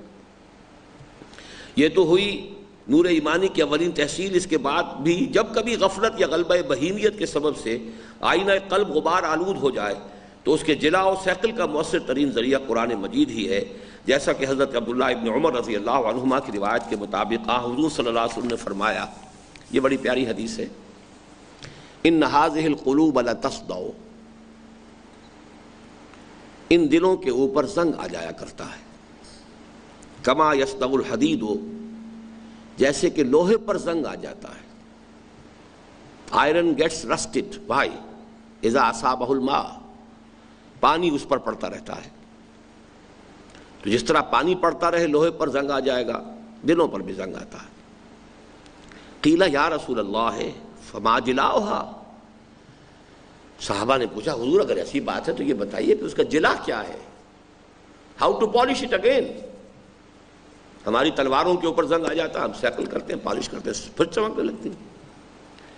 قال کثرت ذکر الموت و تلاوت القرآن، کثرت سے موت کو یاد کرنا کہ جانا ہے، یہاں رہنا نہیں ہے، یہ میری مستقل منزل نہیں ہے، مستقل ٹھکانہ نہیں ہے، اٹس ناٹ دی پرماننٹ ابوڈ، جانا ہے۔ اور قرآن مجید کی تلاوت۔ خلاصہ کلام یہ کہ محض ایک متوارث عقیدے کے طور پر قرآن کو ایک مقدس آسمانی کتاب ماننے سے ہماری موجودہ صورتحال میں کوئی تبدیلی پیدا نہیں ہو سکتی، اور قرآن مجید کے ساتھ عدم التفات کا جو رویہ ہمارا اس وقت ہے وہ نہیں بدل سکتا۔ قرآن مجید کے جو حقوق ہم پر عائد ہوتے ہیں ان کی ادائیگی کی اولین شرط یہ ہے کہ سب سے پہلے ہمارے دلوں میں یہ یقین پیدا ہو کہ قرآن اللہ کا کلام ہے اور ہماری ہدایت کے لیے نازل ہوا ہے۔ اس یقین کے پیدا ہوتے ہی قرآن کے ساتھ ہمارے تعلق میں ایک انقلاب آ جائے گا، یہ احساس کہ یہ ہمارے اس خالق و مالک کا کلام ہے جس کی ذات ہے تبارک و تعالی وراء الورا ثم وراء الورا، beyond and beyond, beyond and beyond, beyond any perception, beyond any imagination, اور جس کا ادنا ترین درجے میں بھی کوئی تصور ہمارے بس میں نہیں ہے، اور جس کی ذات کے ادراک سے عجز کا احساس ہی بقول افضل البشر بعد الانبیاء کمال ادراک ہے۔ یہ بھی پھر ثقیل بات آ گئی۔ دیکھیے اللہ تعالیٰ کی ایک ہے ذات، ایک ہے اس کی صفات۔ ذات باری تعالیٰ، his person, we can't know, we can't imagine، اور اگر آپ امیجن کرنے کی کوشش کریں گے شرک میں مبتلا ہو جائیں گے۔ وائی؟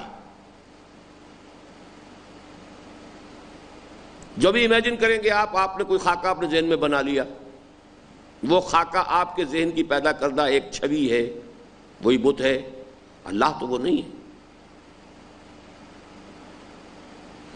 می تراشد فکر ماں ہر دم خدا وندے دیگر، میری فکر، میری سوچ جو ہے ہر آن ایک نیا خدا تراشتی رہتی ہے۔ می تراشد فکر ماں ہر دم خدا وندے دیگر، رست از یک بند تا افتاد در بندے دیگر۔ ایک مصیبت سے نجات ملتی ہے تو دوسری مصیبت میں انسان پہ پڑ جاتا ہے۔ یہاں اس شعر کو اسی اعتبار سے کوٹ کر رہا ہوں کہ ذات باری تعالیٰ کے بارے میں کبھی سوچنے کا، تصور کرنے کا خیال تک ذہن میں مت لائیے۔ اس میں حضرت ابوبکر کا یہ قول ہے، العجز عن درک الذات ادراک، اللہ تعالیٰ کی ذات کے ادراک سے عاجز آ جانے کا جب انسان کو احساس ہو جائے گا، بس یہی ادراک ہے۔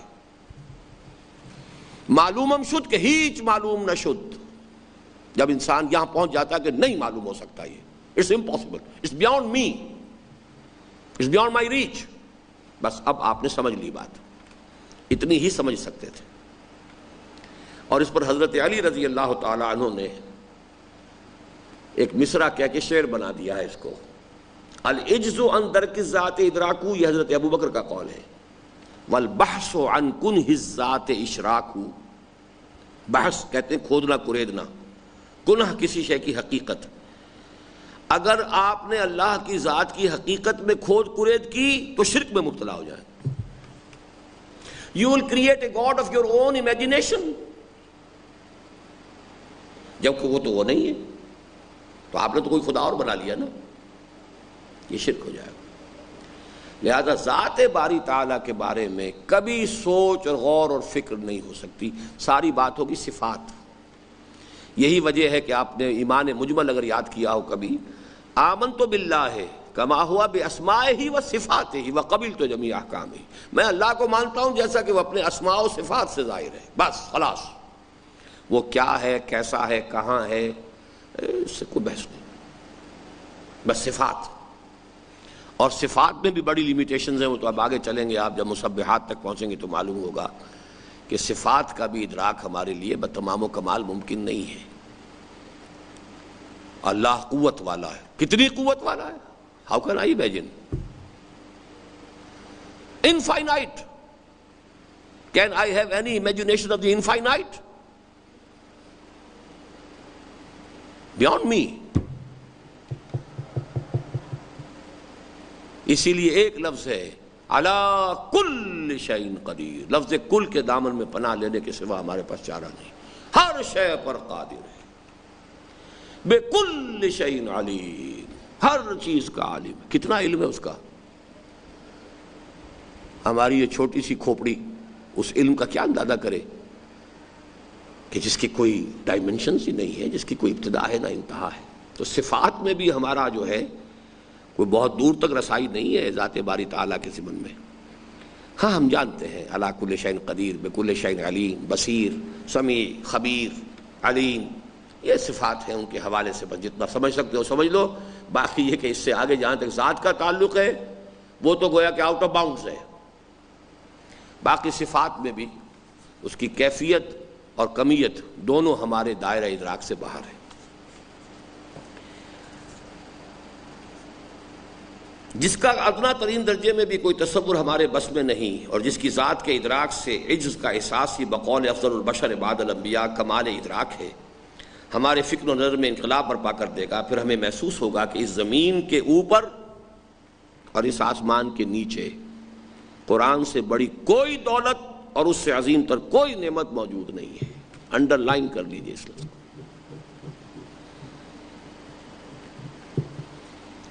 چنانچہ یہی لفظ آئے ہیں بالکل جو سورہ یونس میں هو خیر مما یجمعون، یا ایھا الناس قد جاءتکم موعظۃ من ربکم وشفاء لما فی الصدور وہدی ورحمۃ للمؤمنین قل بفضل اللہ وبرحمتہ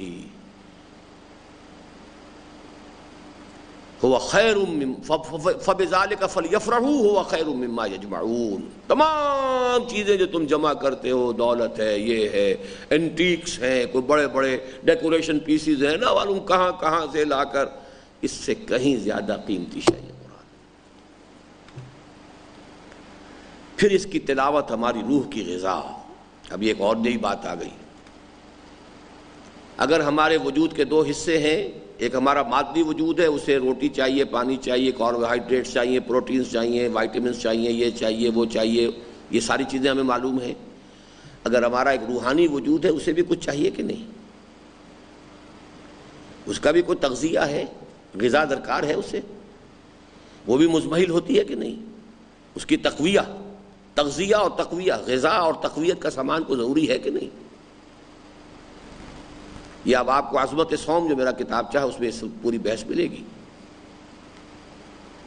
ہمارے اس جسم کے لیے گندم اور چاول اور گوشت اور یہ یہ اس کی غذائیں ہیں، اور ہماری اس روح کے لیے یہ روح امر رب ہے اور اس کی غذا کلام رب ہے۔ رمضان میں اسی کو ریورس کرتے ہیں کہ ذرا جسم کی غذا کو گھٹاؤ اور رات کو کھڑے ہو کر اس روح کی غذا کو اپنے اندر جذب کرو۔ پھر اس کی تلاوت ہماری روح کی غذا اور اس پر غور و فکر ہمارے قلوب و اذہان کے لیے روشنی بن جائیں گے، اور یقیناً یہ کیفیت پیدا ہو جائے گی کہ اس کی تلاوت سے ہم کبھی سیر نہ ہو سکیں گے۔ یہ لفظ سیر ہے، سیر نہیں۔ سیر کہتے ہیں سیر کرنے کو، چلنے کو۔ یہ تلفظات بھی اپنے ساتھ کے ساتھ یہ اردو اب پڑھ رہے ہیں ہم۔ سیر ہونا ہوتا ہے کسی چیز سے اب طبیعت بھر گئی، سیر ہو گئی، کھانا اتنا کھا لیا کہ اب مزید نہیں کھاتا، سیر ہو گیا۔ میں وہاں سیر نہ کہہ دیجیے کہیں سیر ہو گیا، وہ غلط ہو جائے گا۔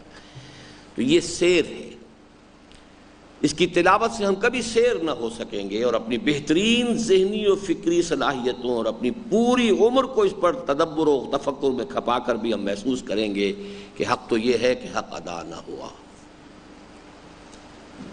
سبحانک اللہم و بحمدک، نشہد ان لا الہ الا انت، نستغفرک و نتوب الیک۔